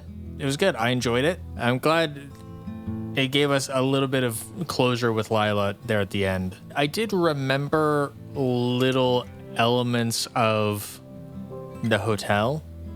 And like I mentioned earlier, I also remember little elements of the gas station. I don't know if I've seen episode 2 or not. I cannot remember anything about it, but I guess I'll know when I start it. As always, I'll keep it real with you, but a lot of this feels new to me, feels fresh to me, especially a lot of the decisions. I really just kind of remember locations more than anything. All right, cool. Well, I'm just gonna tag this on to the end of the previous part, I think. Make it one big ass long ass video for part 2. Thank you for joining me. I hope I have made some smart decisions. I always try to be a good decision maker when possible. I like to keep my decisions informed. Game as solid as ever. I'm really interested to see where they take it from here.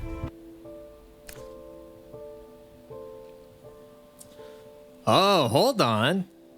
I'm not done yet. We have stats. Let's go. I love stats. I love to see how stat breakdowns shake out. Of course, I am playing this a number of years after the game originally released, so the stats have probably leveled out, evened out a little bit. That tends to happen with some decision-based games, but maybe not for all decisions. Maybe just for some of the more consequential ones. I don't know. We'll see. You gave the chocolate crisp to Esteban. That is not the majority. Majority is keeping it for yourself. The ego on the players of this game. The arrogance. Unconscionable. You lied to Esteban or you told Esteban the truth. Most people told Esteban the truth. I feel like they did a good job of foreshadowing or just a good job of communicating before that choice that Esteban is very level-headed, is pragmatic, and isn't going to be super reactionary to something like that.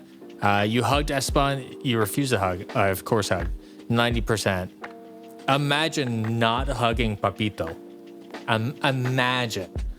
What kind of depraved player you'd have to be to not hug your dad. Unless you're doing it just to see what happens. I get that. You didn't take money from the jar. Most people also didn't. But you can put some money in the jar? Wow, I didn't realize you could do that. That makes sense. Maybe after Esteban gives you the money, then you can put it in. Hell of a decision. Hell of a decision. You confronted Brett, or you questioned Daniel. Most people confronted Brett. It makes sense. Brett is an immensely unlikable character. So I think that was a pretty easy softball of a first major decision to choose. All right, next page.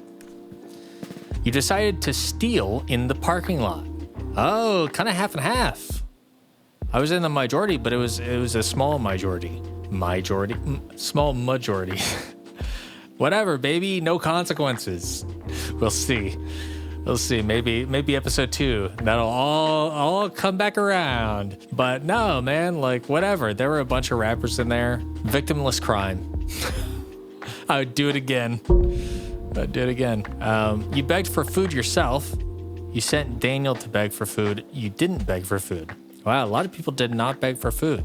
A lot of people are not ready to embrace hardship. Sometimes you gotta do it. I feel like sending Daniel to beg for food would have been the smart decision. If I'm just projecting myself to that moment and the demeanor of those people, I don't think they would have given Daniel food either. I don't think so. They were very much a like, pull yourself up by your bootstraps kind of family. I don't know. When you're out there and you're just trying to survive, I'm not above it. I'll beg for food. Hell, I got a job right now. I'll beg for food from, at least from people I know. Maybe not from total strangers at a bench, but I'll beg for food. You got to do what you got to do, man. You stole from the gas station 20%. Wow. That's maybe a little bit higher than I expected.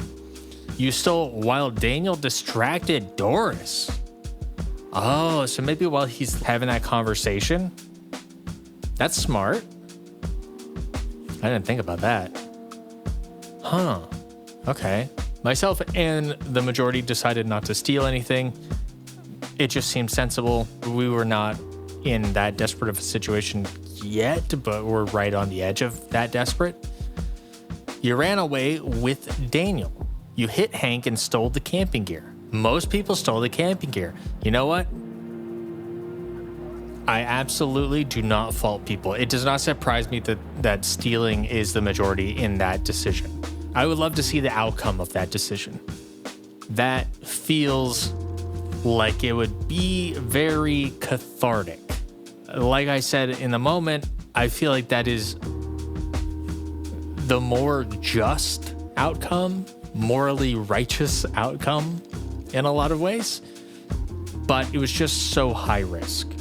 Much like what we established here at the end, what Brody tells us, at the end of the day, a lot of it is about protecting Daniel and making sure that he's okay. And if I try to fight Hank, you know, maybe there's a possibility where he beats me up, you know, because I'm only a 16-year-old. Maybe that makes us a bigger target for the cops or something. So it was just way too high risk. I couldn't do it. You called Lila back. You didn't call back. Majority called her back. Good. I can see why somebody wouldn't call her back, just because it does put her in some mild amount of jeopardy. And also, it might be easier for Sean to not have to confront her, to just keep his eyes locked forward, say, we're going to Mexico. Right now, I can only focus on Mexico. Just push it off to the side. I don't think that is the emotionally healthy way to treat that situation, but I can see where somebody might be persuaded by that perspective, by that opportunity. But I couldn't just leave her hanging, you know? I couldn't leave her out in the cold like that. Next, you promised Daniel you won't lie to him again. 91%. It's funny. Sean kept promising things to Daniel. And I made note of this on multiple occasions. He kept promising, he kept swearing, you know, I promise I'll get you that Choco Crisp. I promise we'll find somewhere better to sleep. I promise. And all of his promises were material promises. They were, I promise you will have something. I promise something about our situation will change. And those are things that I didn't feel like he was in a position to promise. We have no stability, no security. We no longer have the structures that allow us to exercise our agency to just have the things that he was promising. But this is different.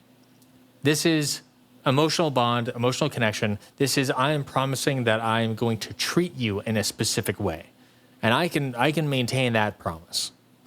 Famous last words. We'll see where these episodes take us, but I feel like I'm usually pretty good about that. It sort of mirrors how I treat children in real life, not in the game. I'm pretty frank about things, and I tend to tell them the truth whenever reasonably possible. What's next? Oh, so these are the lessons that we taught Daniel. Interesting. Daniel learned about trailblazing, 97%. arming him with the tools he needs to survive. Love that. I still don't know about trailblazing. 3% didn't. Rip. Is that just 3% of people walked through the woods and did not look at any of the trees?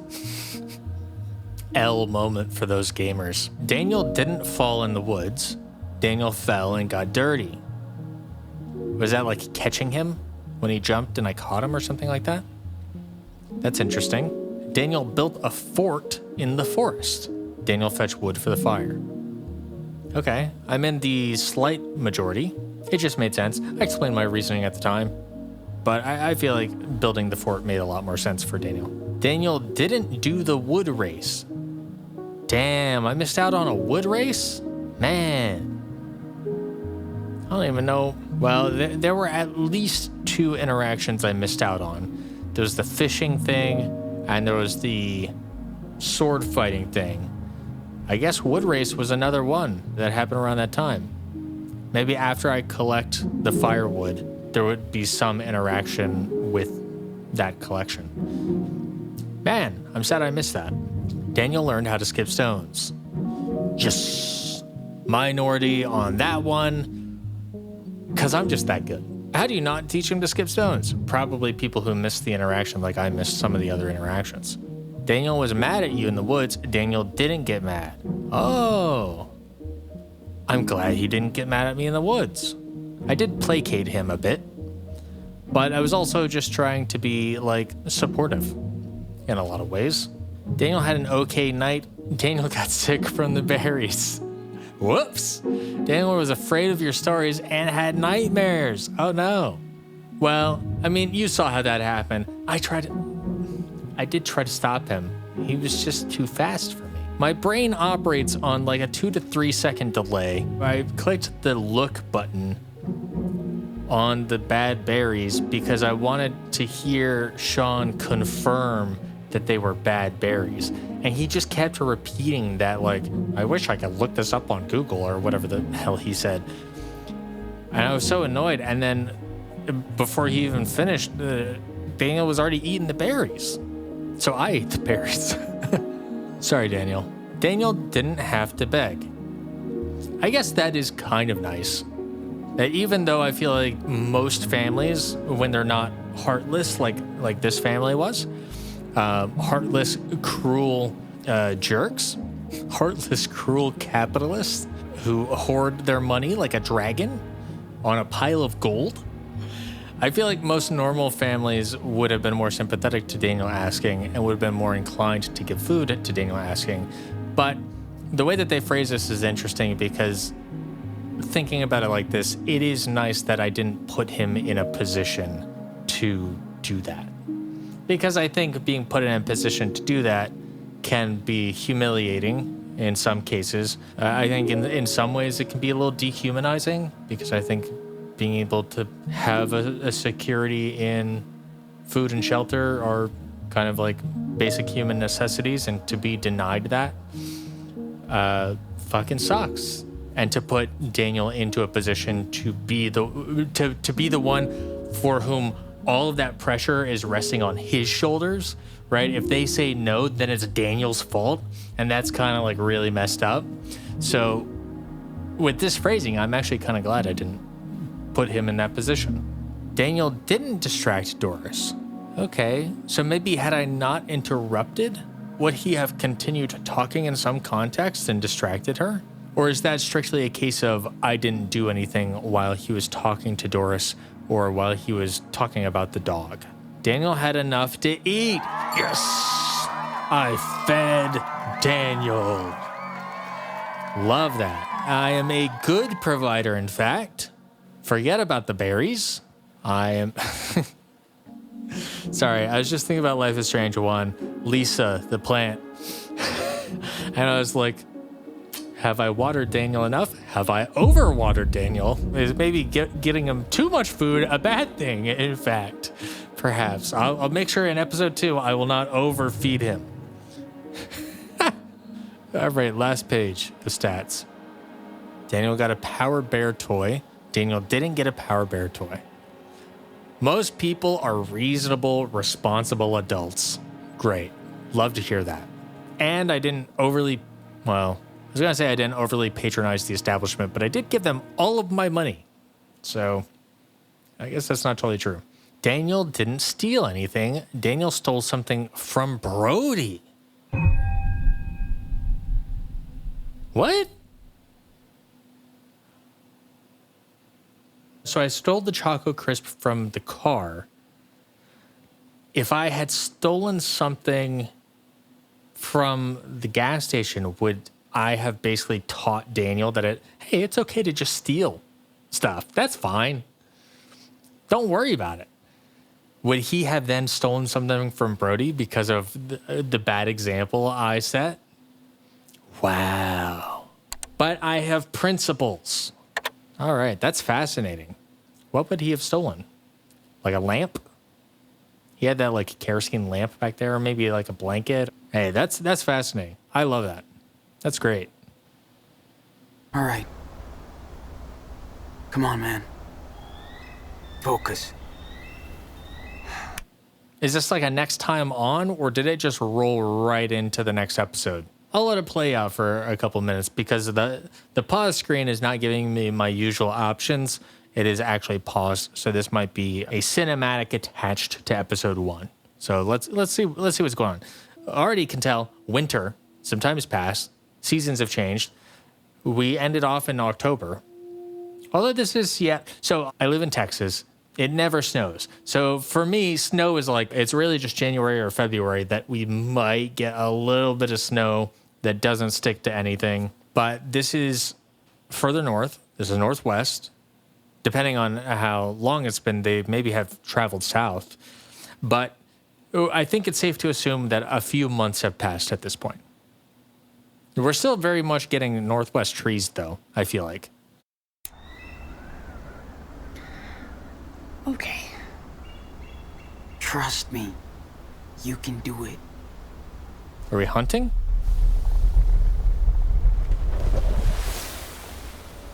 Oh. We are training the telekinesis. Okay, so we're actually... Okay, cool. So that was just like a little teaser for episode 2. It seems like episode 2, they're gonna stop ignoring the fact that he has superpowers, which is great. I'm all for that. I'm interested to see where they take that. You know, if we need to make money, depending on how heavy of a thing he can lift. I mean, even if it's just like a party trick with rocks and pebbles and stuff. Well, I guess we saw that he can lift a bunch of stuff in the room. People would pay money to see that. They can just start a Twitch channel. You can be like, today I'm practicing telekinesis on this object. Tips roll in, subscriptions. Thank you for the gifted, for the 20 gifted. Thanks for the 5 months. Easy money. Easy money. All right. That's going to be it for real. Thanks for joining me. I appreciate you. Hopefully you have enjoyed my playthrough up to this point. I am obviously going to continue. I'm enjoying it very much. And we'll see where this takes us in episode 2.